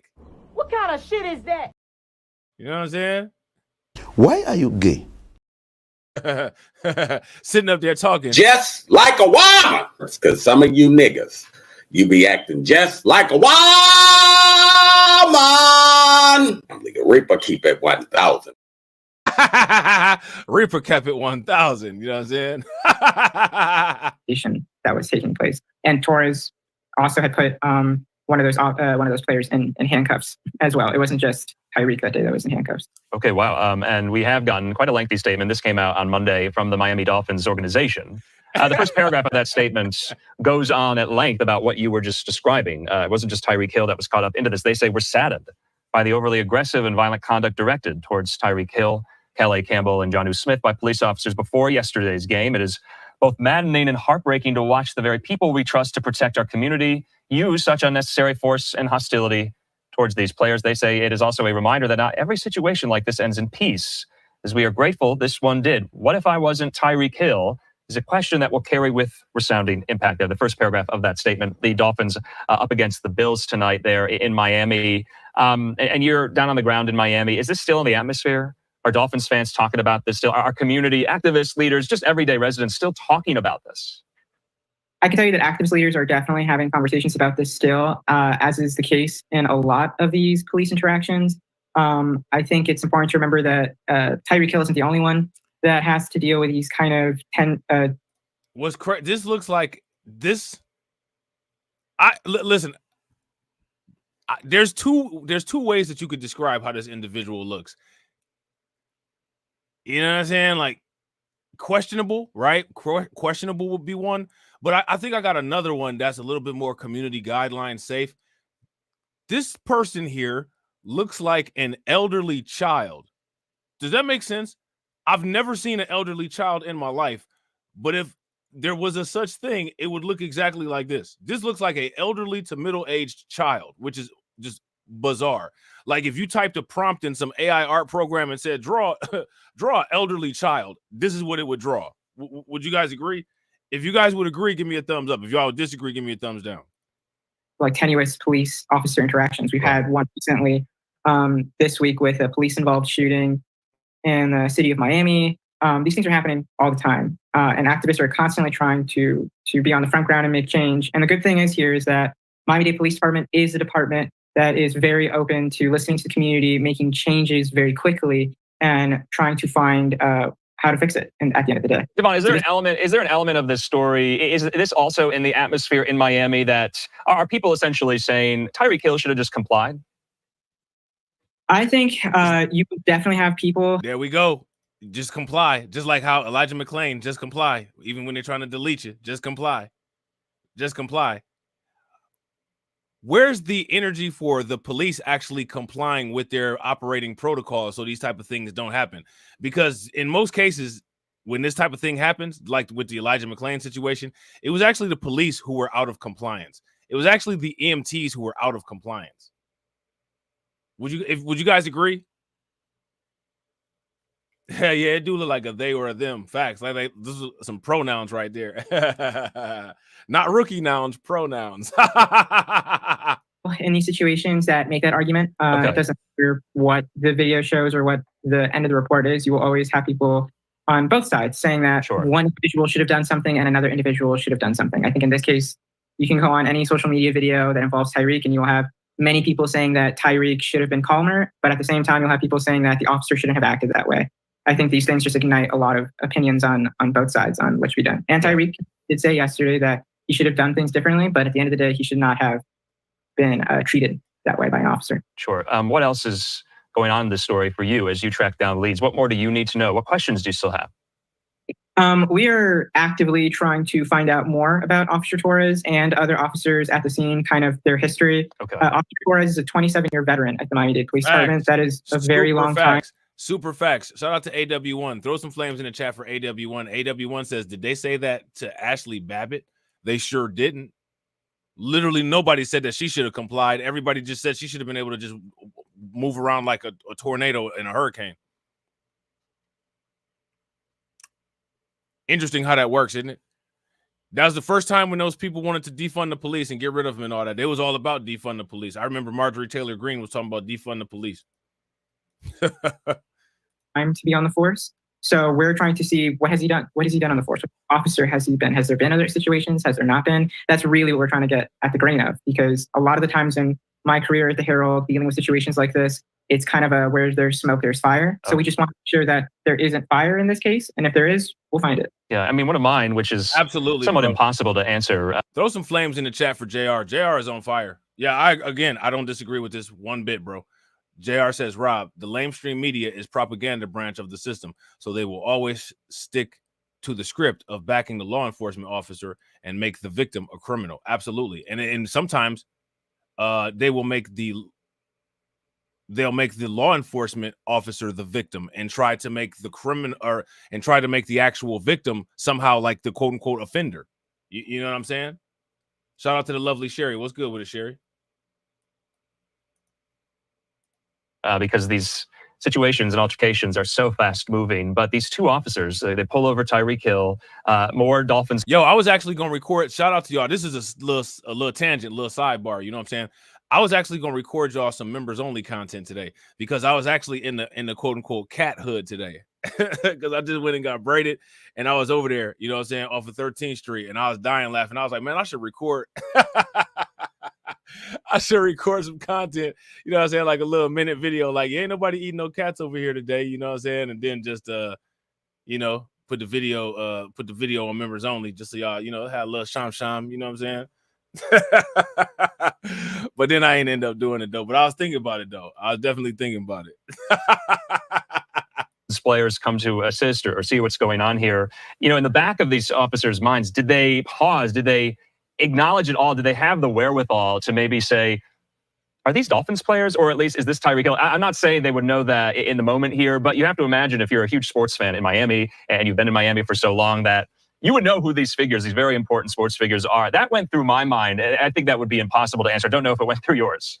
One of the officers actually on the body cam video did mention that Tyreek is a star of the Miami Dolphins during the arrest. He had said that. So at least one of the officers was aware of who Tyreek Hill was. But I think at the end of the day, many citizens. Hey, this is what did y'all see how messed up them teeth was? Like, look at the teeth.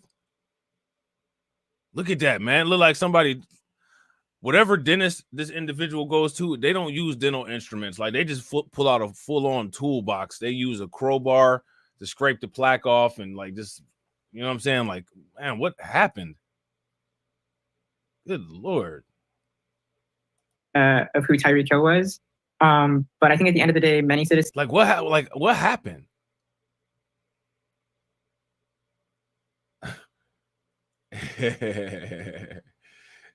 Hey, I should have put the white tape. I should have drew some chalk on the ground in the I should have drew a chalk cat on his side on the ground and took a picture like, yeah, we out here, you know what I'm saying? I'm interviewing cats.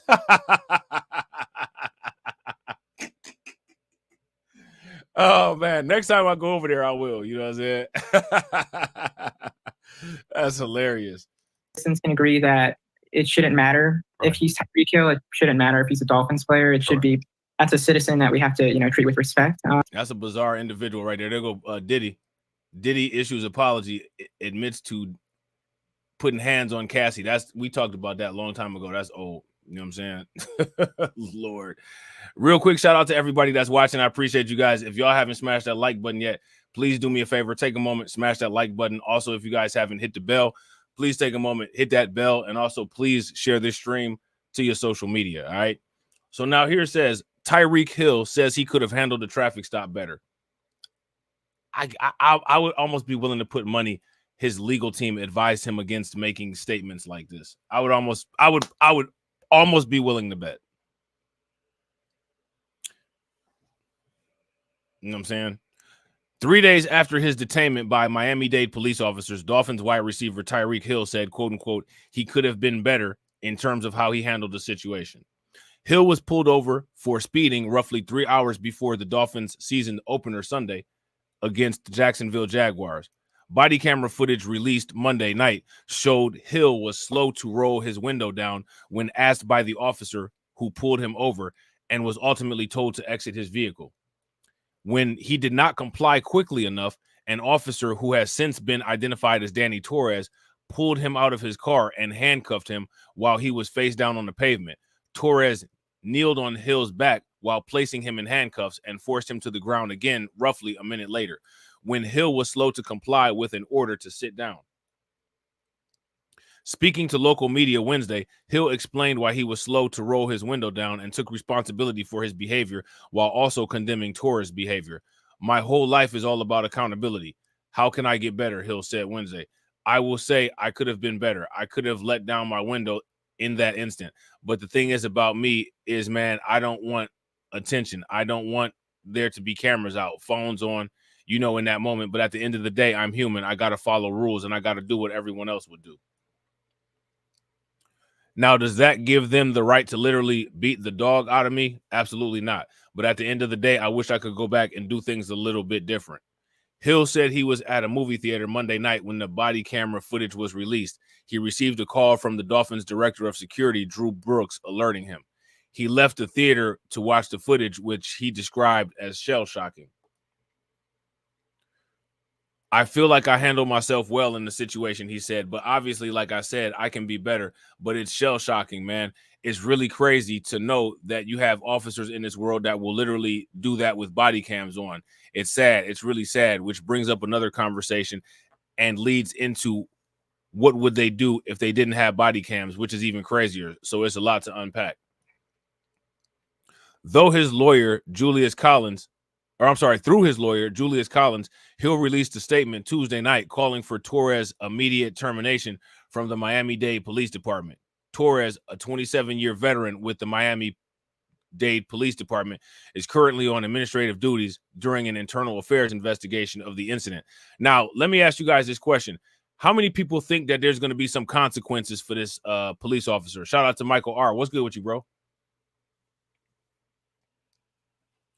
You guys think there's going to be any consequences for this guy? If you guys think that there's going to be some consequences, give me a thumbs up. If you guys don't think that there's going to be any consequences, then give me a thumbs down. And I got to agree with Carlton. They don't care about them cameras. You know what I'm saying? They don't care about them cameras at all. You know? Hill strongly stood by that statement Wednesday, saying that Torres had to go, not only for his actions against Hill, but for what he did to Hill's teammates, Jonu Smith and Calais Campbell, who stopped at the scene in support of Hill. Body camera footage shows Torres aggressively approach Smith shortly after facing a handcuffed Hill to the ground and later detaining Campbell for what the former Walter Payton Man of the Year award winner described as, quote unquote, disobeying a direct order. He's got to go, man, Hill said of Torres, because in that instant right there, not only did he treat me bad, you know what I'm saying? He treated my teammates with disrespect. He had some crazy words toward them, and they ain't even do nothing. What did they do to you? They just walking on the sidewalk. Hill also said that Torres' legal representation reached out to him and Collins in an effort to apologize, but that the offer was declined. In the body camera footage, Hill is heard saying he recently underwent knee surgery shortly before Torres forced him to the ground for a second time. Dolphins coach Mike McDaniel confirmed that Hill underwent a minor procedure on his knee during the offseason, with Hill clarifying that he went to Antigua to receive a stem cell injection. McDaniel said he felt sadness rather than shock when he first watched the footage. He said the All-Pro could have handled the situation better, but added that the officer's reaction was unnecessary and that a conversation about what provoked the incident was trivial. Although Hill was adamant about his desire for Torres' termination, he said he would not be protesting and did not want to, quote-unquote, defund the police. He reiterated, look at this, he reiterated that he loves the police and wants to be an officer one day, but hopes that, as with football, people can watch the tape and, quote unquote, get better from it. What do you guys think about that? That's interesting.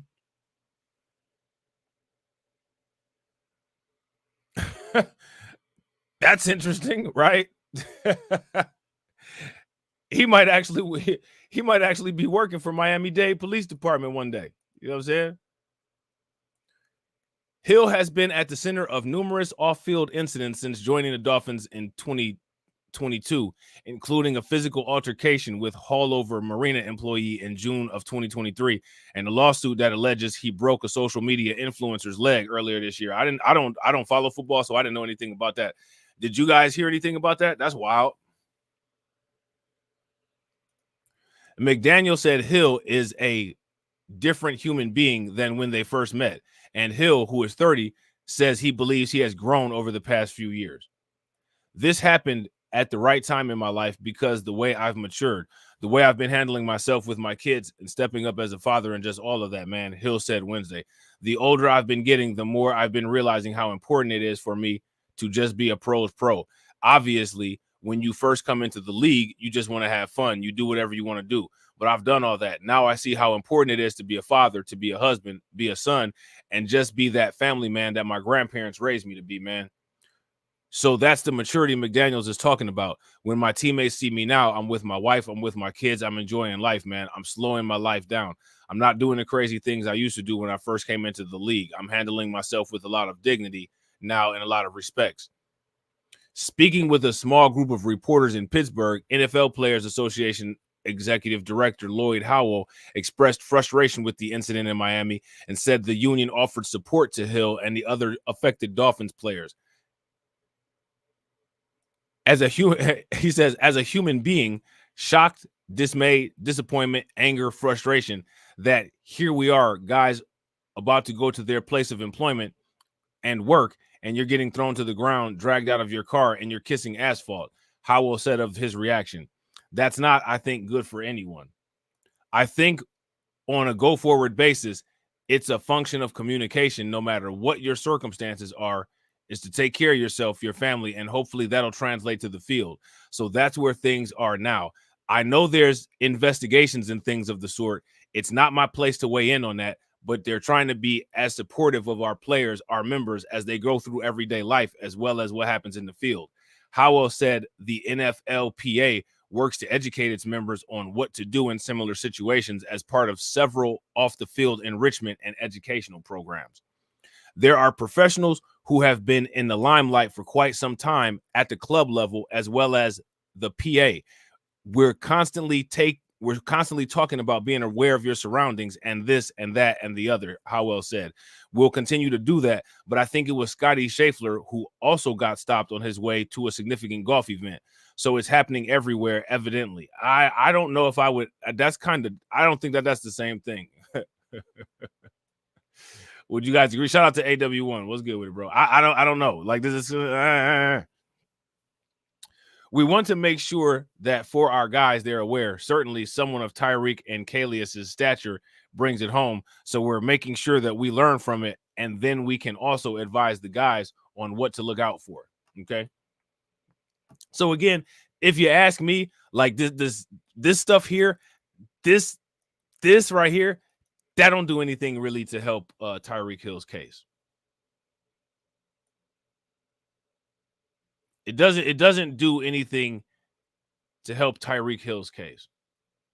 I'm pretty sure his legal team, shout out to Manosphere Hall of Fame. What's good with it, bro?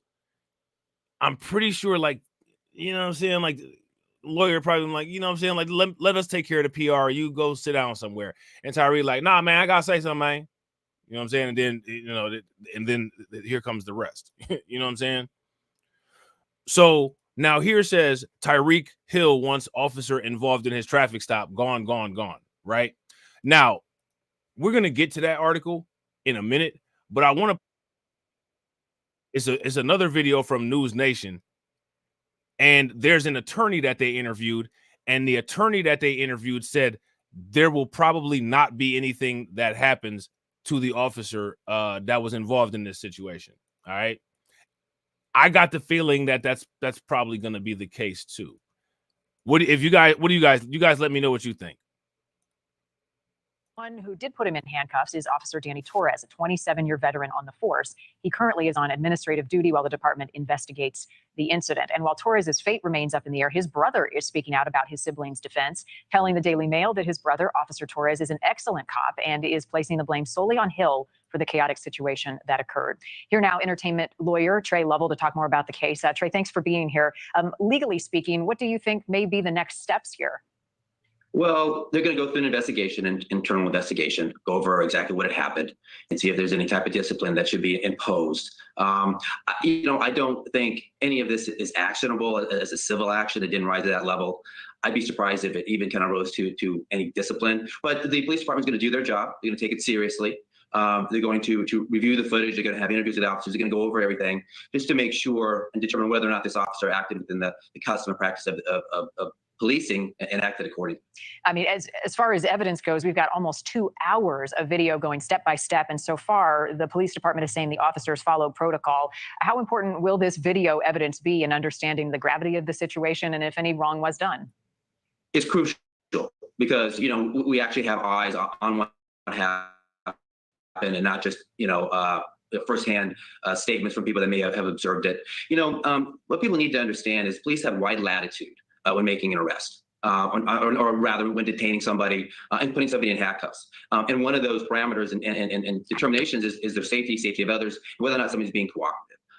And so it's really going to go down to whether or not they were excessive in what they did, or whether or not they were entitled to, or whether they fell within the parameters of what may have been excessive but was still justified. So that's really where the legal side is going to hinge on. And in your mind, does that begin with the moment that Tyreek admits he should have rolled his window down and been more cooperative at the beginning? He doesn't, and you see the officers knocking on the window.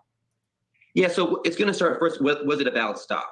And it seems that it was. There seems to be no issue. He was speeding. He didn't have a seatbelt on. So they certainly were justified in having him stop. The second was, did they give him enough time to comply?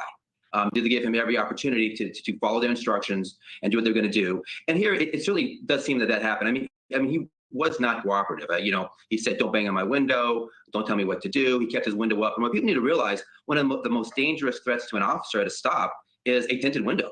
You don't know what's going on inside. Somebody could have a gun. Somebody could be preparing to flee. So that immediately created an issue for the police, and they needed to take control of it. And so the issues are going to be whether or not he was given enough time to comply, and then the response of the police officers. There are guidelines to determine that. Trey Lovell, this is an interesting case, one to watch. We've got a lot of evidence, video evidence to sift through. Appreciate your time this morning on it.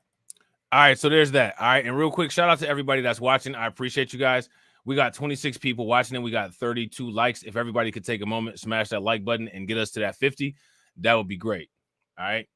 So next, what we're going to do is we're going to take a look at this police officer's background.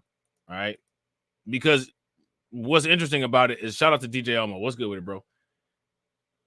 Right. Shout out to Manosphere Hall of Fame, bro. That's facts. That's facts. Manosphere Hall of Fame says Mr. Hill mistakenly thought he was perceived as an American citizen. Facts. If you guys agree with Manosphere Hall of Fame, give me a thumbs up. If y'all disagree, give me a thumbs down. That's facts. You know what I'm saying? Miami cop at center of Tyreek Hill detainment was previously suspended 6 times. You know what I'm saying? Miami-Dade police officer at the center of Tyreek Hill's controversial detainment reportedly has a history of misconduct. Danny Torres, who Hill accused of using excessive force when he detained the Dolphins superstar wide receiver prior to the team's season opener on Sunday following a traffic stop for alleged speeding, was suspended 6 times previously in his career, according to Andy Slater. All right, so I think this person, Andy Slater, here might be somebody on X. Oh yeah, just look at this. Hold on real quick. I'm about to show y'all this. Let me see. All right, so check this out right here.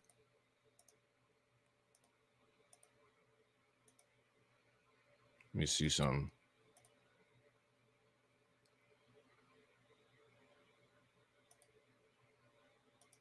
All right, yeah.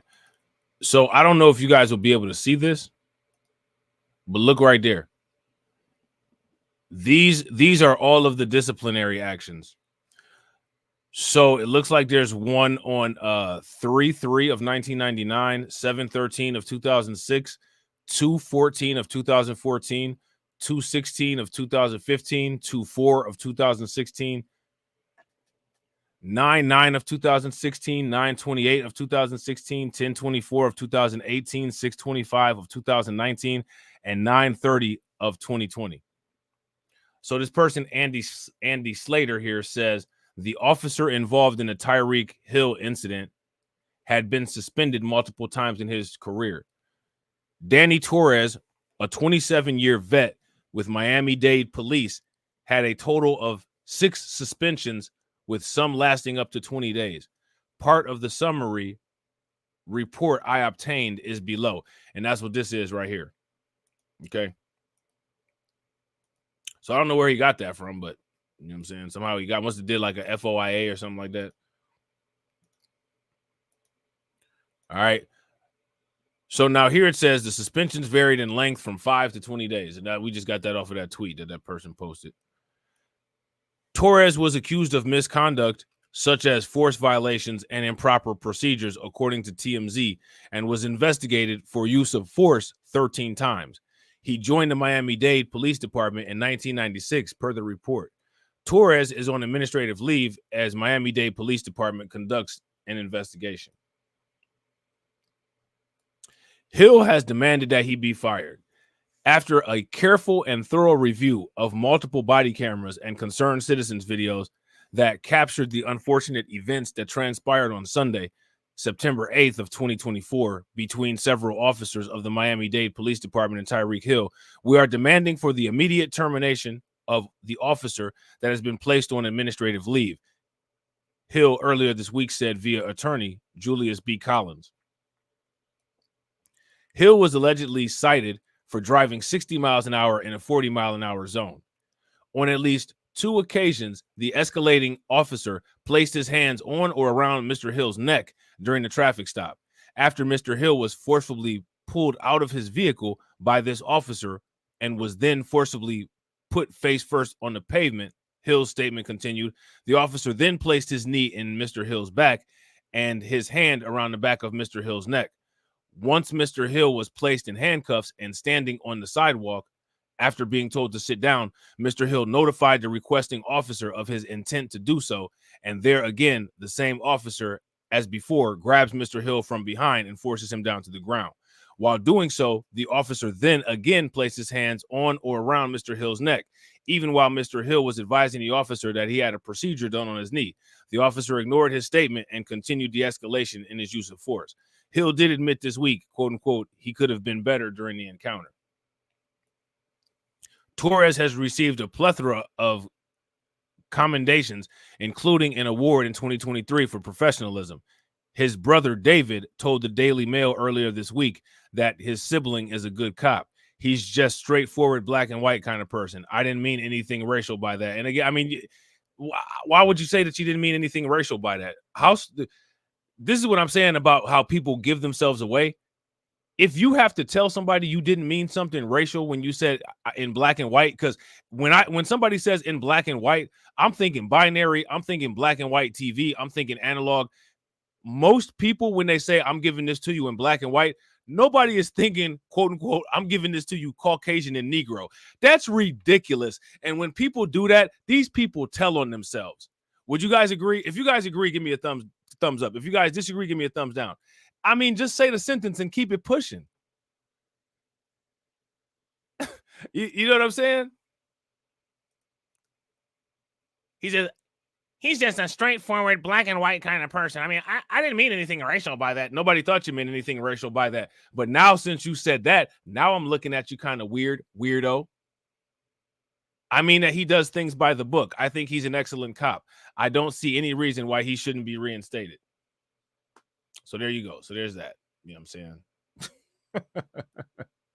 saying? There's that, you know. And honestly, let's see. I had another article that I was going to read, but I think that I don't think we need to. I think we got everything that we need as far as shout out to Chili C. What's good with it, bro? I think we got everything that we need as far as Tyreek Hill. We already know that he wants the police officer gone. We're going to see how that goes, right? We went over this officer's past history, so I don't think we need to necessarily look into that.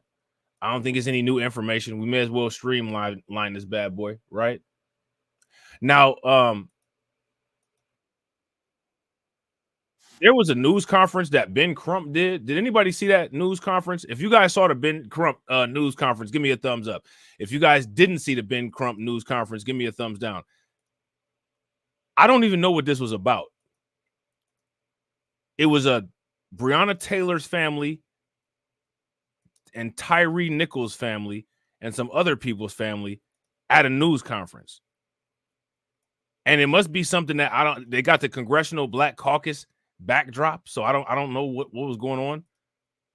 But let's take a listen at a little bit of it. All right, let's see what they're talking about. Families of those who have been taken from this earth far, far too soon. And tragically, since George Floyd died, we really thought we were at a turning point, that we were going to get systematic police reform in America that had eluded us for decades.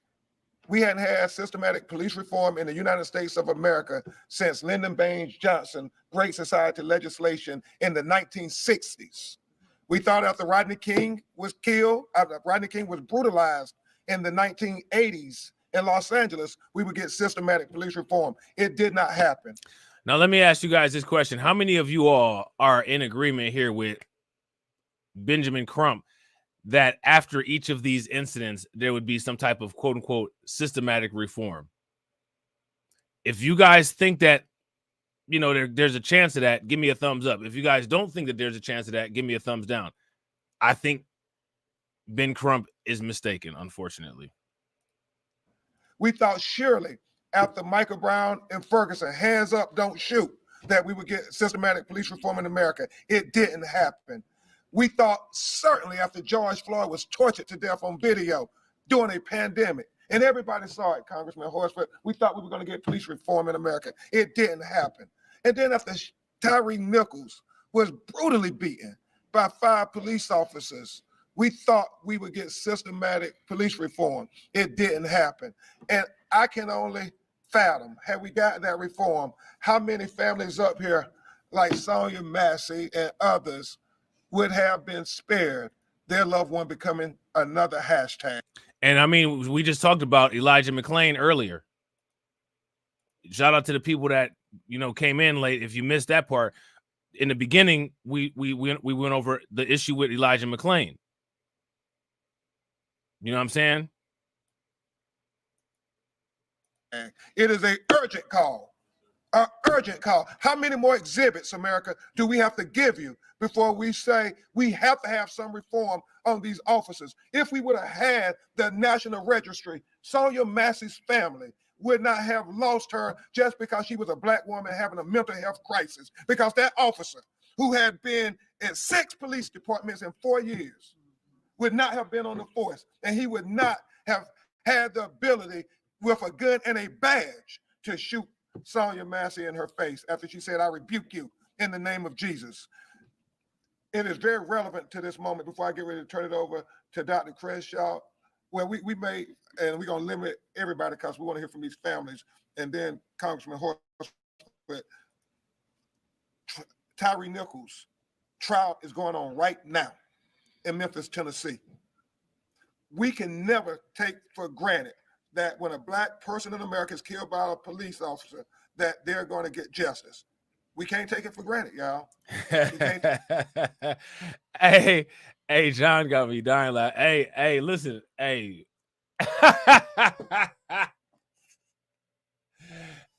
Hey, listen, I ain't gonna listen. Ben Crump is another one of those people. You know, I don't be agreeing with it. Sometimes, you know, he be doing some stuff, you know what I'm saying? But Ben Crump be entertaining me though. Like that, like he for sure knows how to put on a performance. I'll put it like that. You know what I'm saying? I be engaged. You know what I'm saying? He be having me dying laughing.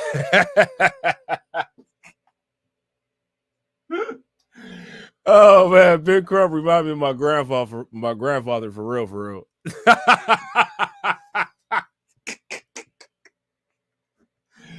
Oh man, he remind me of my granddad, man. On my dad's side. That's hilarious. Take it for granted. Breonna Taylor. Breonna Taylor. My heart is broken, but her mother's heart must be broken in a million pieces, Dr. Crenshaw. In her own home. Yeah. Her body mutilated. That's facts. Shout out to Patrick. I got to agree. Patrick says, why do we, quote unquote, allow ourselves, quote unquote, to be used for this nonsense? Most police cases of abuse happen in Democrat-controlled districts, and this is a fact. This is a fact. shout out to John. You say he look like your granddad too, bro. I swear. Bro, I swear he remind me of my granddad.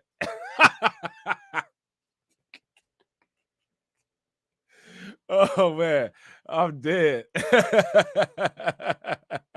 That's hilarious.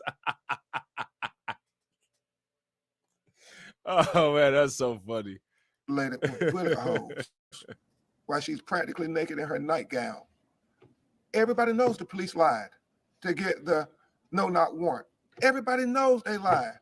But now we're going to say that that doesn't matter, that the reason she is dead is because her boyfriend, a law-abiding black man in America, had a right to the Second Amendment just like any other citizen. You going to say it's his fault and they go free while Breonna is dead in her grave? It is an urgent call for systematic police reform in America. So Tyreek, Sonia Bassett, Breonna Taylor, families are here to talk and help give attention to all the other tragedies because their matter is relevant right now. So Dr. Crenshaw is going to speak briefly and Chairman Horst will say a word, bro, but then we're going to hear from these families. Bro, I said the same. Bro, Ben Crump looked like he could be a extra on Rosewood, bro. Am I lying? If I'm lying, give me a thumbs down. Give me a clown face in the chat if I'm lying. Ben Crump looked like he could be an extra on Rosewood. You know what I'm saying? Real talk. And proceed. Thank you, Attorney Crump. My name is Kimberly Crenshaw. I'm here on behalf of the mothers and sisters of Say Her Name. Black women and girls as young as 7 and as old as 93 have been killed by the police. They have been killed driving while Black, shopping while Black, being homeless while Black, having a mental disability while Black, having a domestic dispute while Black, driving near the White House with an infant strapped in the back of the car while Black, boiling water while Black. Bro, you ain't never, pervasive silence. If somebody told me that Ben Crump's real name was Birmingham, I would believe it.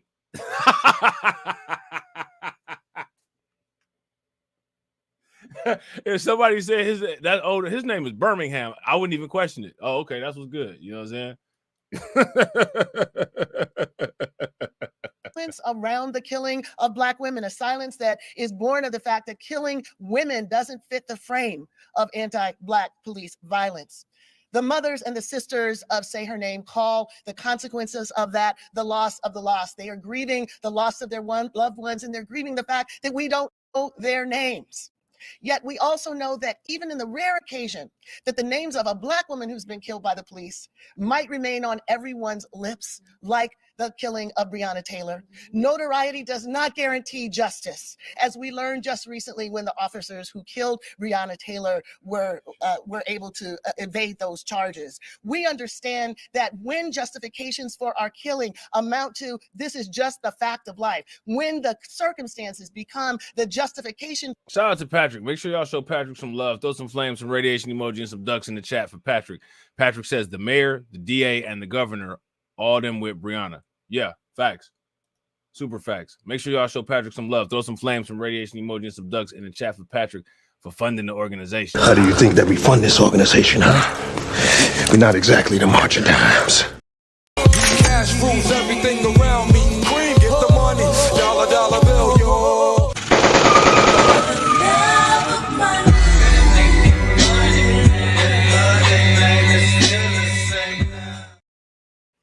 Definitely appreciate it. And shout out to everybody that's watching. I appreciate y'all. If y'all haven't hit the like button yet, please do me a favor. Take a moment, smash that like button. Also, if you guys haven't hit the bell and subscribe to the channel, please take a moment, hit that bell and subscribe to the channel. We got 28 people watching and we got 34 likes. If everybody could hit that like button and get us to 60, that would be great. for our killing that our killability is being reinforced by law itself.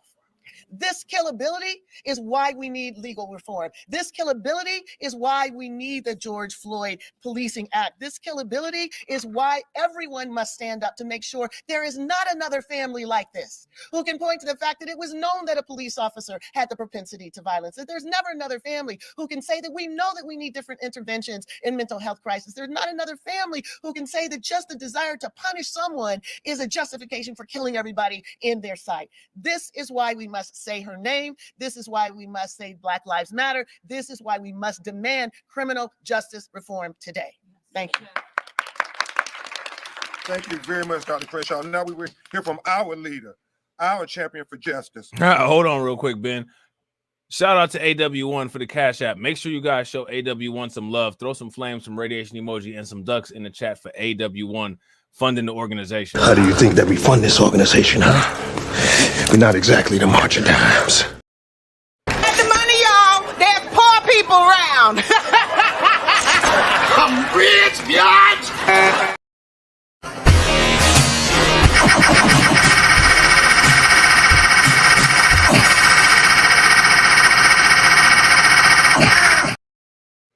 Definitely appreciate it, bro.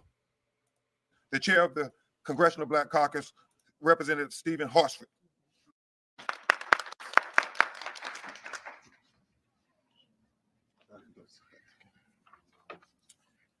First, this is one of the hardest meetings we take as members of Congress, as the Congressional Black Caucus is meeting with the parents, with the mothers who have lost a child.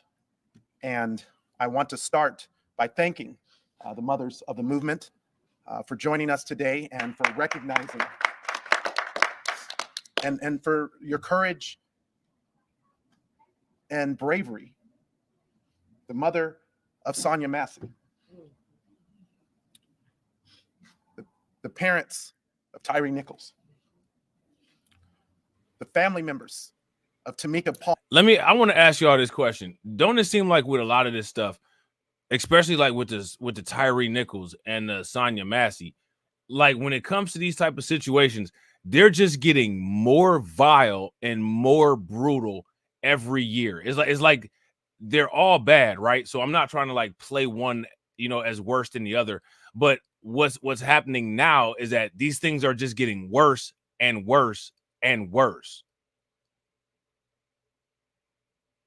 And it's very bothersome. You know what I'm saying? Let me know what you guys think. Palmer, of Breonna Taylor, of Ahmaud Arbery, Trayvon Martin, Kareen Gaines, India Kager, and of course, George Floyd, and so many more.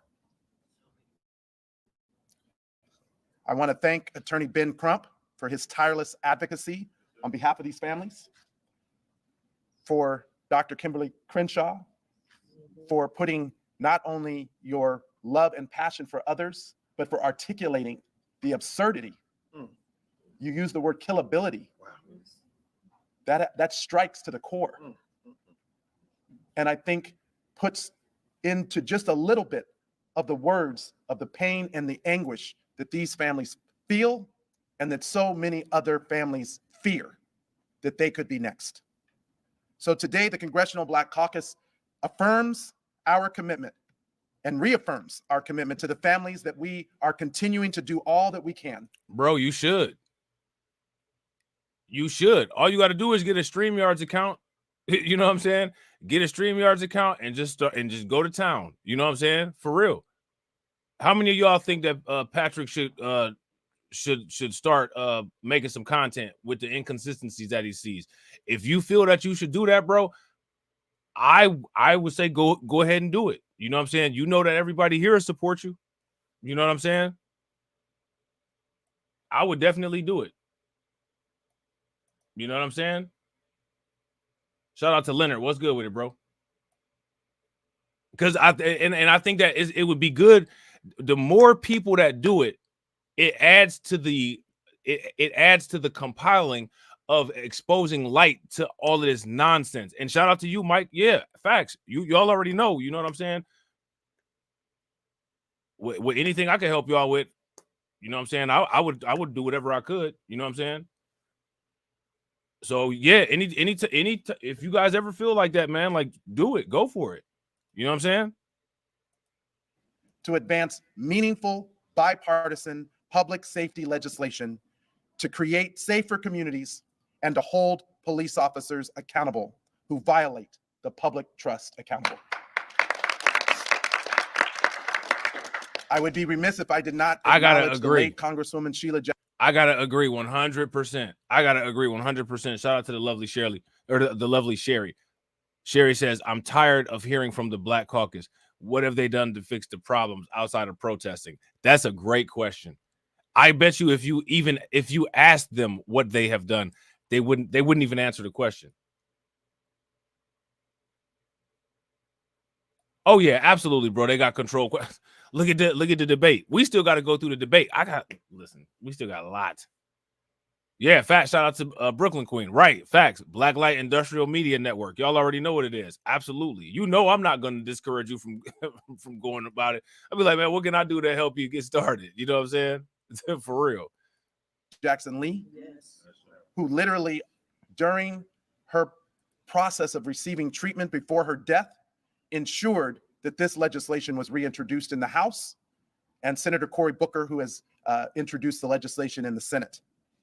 As chairman of the Congressional Black Caucus, our message to the families is that we want all of you to know that we are still fighting, that we are still working, and we will not stop fighting for you or the loss of your loved ones until the legislation is passed. Thank you so much, Mr. Chairman. Yep. Now facts. we will hear from a one. Shout out to DJ Elmo, bro. That's facts. DJ Elmo said, important. Tyrese, the singer, already confronted Crump, asking where is the black hate crime bill. Crump babbled and didn't answer the question. Facts. And then all of the simp enforcers jumped out the window to attack Tyrese. Tyrese already getting attacked. Tyrese already getting attacked by women all over the place. And then the simp enforcers came out to get him. You know what I'm saying? They put him in a headlock and was like, shut up, Jody. You know what I'm saying? Shut up, Jody. You know what I'm saying? And Tyrese was like, woman who has represented her family and all the families in the most noblest of manners. The mother and father of Tyreek Nichols, Miss Rovon Wells and Rodney Wells. Good morning, everyone. Can you hear me? Okay. So back in 2020, when George Floyd was killed in front of everyone's eyes, in front of the world, we thought that because the world saw this, that our babies would not die from police brutality again. But 3 years later, my son, Tyreek Nichols, was murdered by 5 Memphis police officers, and he was beaten to death. Today, I stand before you while a federal trial is being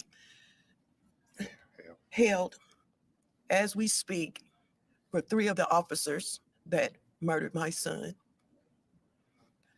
I'm not gonna stand here too long because we have a lot of families here that need to speak. But I do want to say that we need to pass this bill. I know Representative Sheila Jackson added the Tyreek Nichols intervention, duty to intervene to this bill. We have so many kids that are dying by the hands of the police. And all I have to say is right now, is it Congress that's holding this up? So I want to say to Congress, all these kids and all our kids that are being murdered, their blood is on your hands. Wow.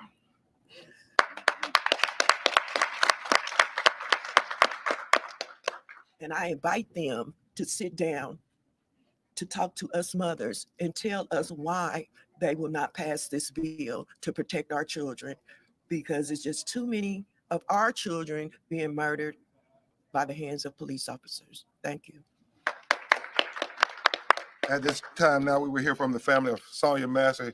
her mother, uncle, and cousin are here, and they're going to talk to you briefly as well. Uncle Ray, Miss Donna, Shadia, y'all may speak loud. I just want to say that Sonia Massey was a beautiful Black queen. She was my niece, and she was going through a crisis. She called the police and ended up getting killed in her own home. And now, if you guys have watched this channel for a long time, like many of you have, what have I always said that the evidence shows about when you're suffering from a mental health crisis and the correlation of what happens when people call the police? As a matter of fact, if you look, you can find the New York Times did an entire report on how poorly the police handle mental health calls.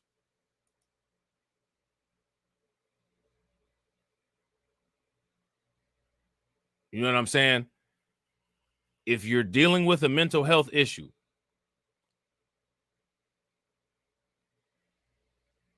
I don't know if I would necessarily call the police as my first intervention or as an intervention at all. I would advise people to do some research about the correlation of bad things happening and escalations that occur when the police are called to intervene on a mental health crisis. If you guys would agree, give me a thumbs up. If you guys would disagree, give me a thumbs down. that's been the worst for my family. Sorry. So Sonia is my cousin, and she was going through trying to get some help for herself. With mental health, a lot of people want to put you somewhere. Sonia was trying to get help for her. She felt ill. She admitted herself. She wanted to get help. She wanted to, she probably would call the police or go to the hospital. That was her reaching out for assistance. The night that Sonia was murdered in her home, she just called. She just needed their assistance. She didn't call to be killed. She just wanted their help. Yeah, and watch the videos, y'all. I saw you. The police were there earlier today. She never was threatening. She never was aggressive, never raised her voice throughout the whole day. She needed a helping hand, not a bullet to her face. When you're a Black person having a mental health crisis, that should not equal the death sentence when you call the police. Miss Donna, you want to say anything? Okay, this is Sonia's mother. But here's the issue, though. In many cases, it does. How many people remember that boy in Philadelphia that was having a mental health issue? His mom ended up calling the police, and the police ended up deleting him. Then there was the case of Daniel Pruitt. If I'm not mistaken, I'm pretty sure his name is Daniel Pruitt. That was in Rochester, New York. The police deleted him, and that was a call for a mental health case. It's so many cases that can be listed. All you got to do is there's a folder on my channel, BLR1, called The Laws, just like this. But then there's another one that's called The All Lives Matter Mafia. Watch both of those playlists. On this channel here, there's The Laws, and then there's Police. Watch those playlists. Plenty of cases of this. Too many cases for people to act like it don't happen. But if you let people convince you, people will try to convince you that these are rare occurrences. They're not rare occurrences, and as a matter of fact, they happen so much that there have been multiple times that they've attempted to change police training to stop these things from occurring, which is not going to stop them from occurring because it's not a training issue. It's a degenerate behavior issue. It's a culture issue when it comes to pig culture. You know what I'm saying?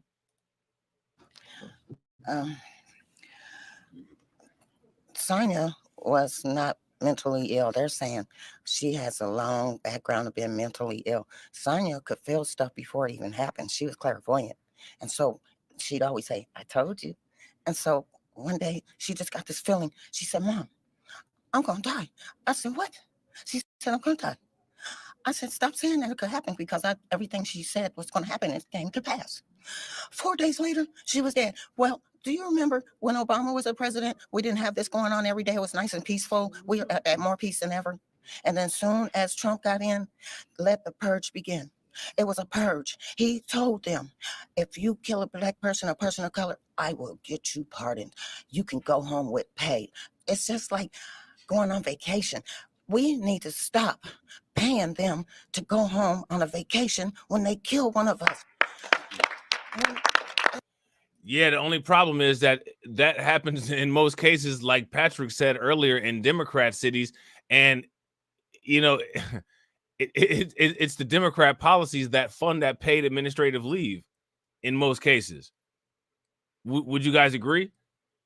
Shout out to Michael R. Yo, we appreciate you being here, bro. Get you some sleep. Appreciate you as always. And again, honestly, when it comes to this, is both political parties. It's not just it's not just the Republicans. It's both. Not only is it it's both, and it's your neighbor, your coworker. You know what I'm saying? It's a lot of people and things involved in that. Not just Trump. You know what I'm saying? Especially if you've seen it on camera. Why would you send him home on administrative leave? Now, it's different if we didn't see it. We can't prove it. But these people, we seen them kill George Floyd on TV. We seen them kill Sonia on video. And he came to kill her. She was assassinated because he came there earlier that day and he knew her. Did you notice he said, "Are you mentally ill today?" And she said, "No, I took my medication," because he had been there earlier. He came there to kill her. She was assassinated. Thank you, Ms. Donna. Our heart breaks with you. And finally, for this press conference, you're going to hear from Breonna Taylor's mother, Tamika Palmer, who has every right to have her righteous indignation because she trusted the system, and the system is betraying her trust. It's betraying all our trust. Ms. Tamika Palmer, you can come up. How y'all doing? Breonna was, I said I wasn't gonna go. Just take your time. Take your time. Breonna literally was doing everything. Shout out to everybody that's watching. I appreciate you guys. We got 31 people watching. We got 37 likes. If everybody could take a moment, smash that like button and try to get us to 60, that would be great. Shout out to G Mars. What's good with it? Welcome to the stream. In her life, she worked for the city of Louisville, and she worked for the city, and they killed her. She literally was off work at home in her own house, enjoying her life. They owned a gun legally. They did everything right. And you have these people who decided they needed to come in her house for whatever made up reason, which was the most insane thing I've ever heard of, because Breonna was the type of person, you could have knocked on her door and told her who you was and what you wanted. She was going to let you in because she needed to prove her point. And then she was going to tell you, "I'm going to call my mama." Which is crazy because I tell her I can't whoop everybody, but I was her mother first. I was her protector and her friend, and I wasn't even there because. Yeah, man, I feel you, AW1. Nobody should be having to bury their family members like this. You know what I'm saying? She was home where she belonged, you know. They murdered Breonna, and I am dying. I am dying. I don't know how to live in this world who keeps telling me that this thing that happened to my child is wrong, that there's laws that's supposed to protect her, but because no one videoed her, because no one did that, you're going to say her life don't matter. And that's insane. I am tired. I am tired of begging for people to do the right thing because it's bigger than Breonna. It's all these women up here crying for their babies. And I know I'm not the only one feeling like I'm dying. I am dying. And I don't know what to do. I don't know what more to beg for. I am willing to die for justice for my child. That's right. That's right. She deserves so much more. Breonna was amazing, and the world is losing out on that. And the city of Louisville is walking around as if it's okay. And it's not okay. She simply wanted to be great. And she was well on her way. And she deserved to be here. Yes. I don't know how to talk about her in the past because she's inside of me. Yes. She's a part of me. And this thing is killing me. All we all want is justice. And of course we want this bill passed. Of course we want to ban no-knock warrants and chokeholds and dying in front of cameras as if we don't matter. Yes. I don't know why we have to beg for justice. I don't know why. We're not asking for anything better than anyone else. We're not asking for no special favors. We are asking you to do the right thing. And it's just that simple. We will do the right thing. And we're going to keep fighting for Breonna. No. And I wanted to just say, did you guys know that Breonna Taylor and Tyrese Nichols' birthday are on the same day? The exact same day. Same day. Day and year. And they're both as quirky as quirk. Thank you so much, Tamika Palmer. At this time, we won't have time for questions. They're getting to a panel. You all can hear them on the panel, and that should answer many of your questions. Again, thank you, Chairman Hosford. We're now going to room 202B. Room 202B. Room 202B. You know what I'm saying? So, yeah, man. The laws, man, the laws never rest. You know what I'm saying? Which means that y'all can't either. All right. Shout out to everybody that came through. If you haven't hit that like button, hit that last minute like button. Let me shout out all the stream sponsors. We had 7. I appreciate you guys. Shout out to my man, John Guillory. Make sure y'all show John some love. Shout out to John again. Make sure y'all show John some love. We got to hit John with the again emoji. You know what I'm saying? Definitely appreciate it, bro. Hold on. Let me see if I can find it. I said the emoji, the again drop. Again! Shout out to you, bro. Definitely appreciate it. Shout out to No Longer Asleep. Definitely appreciate it. Shout out to AW1. And AW1 been hooking your boy up all day. Again and again and again and again. Again! Again! Again!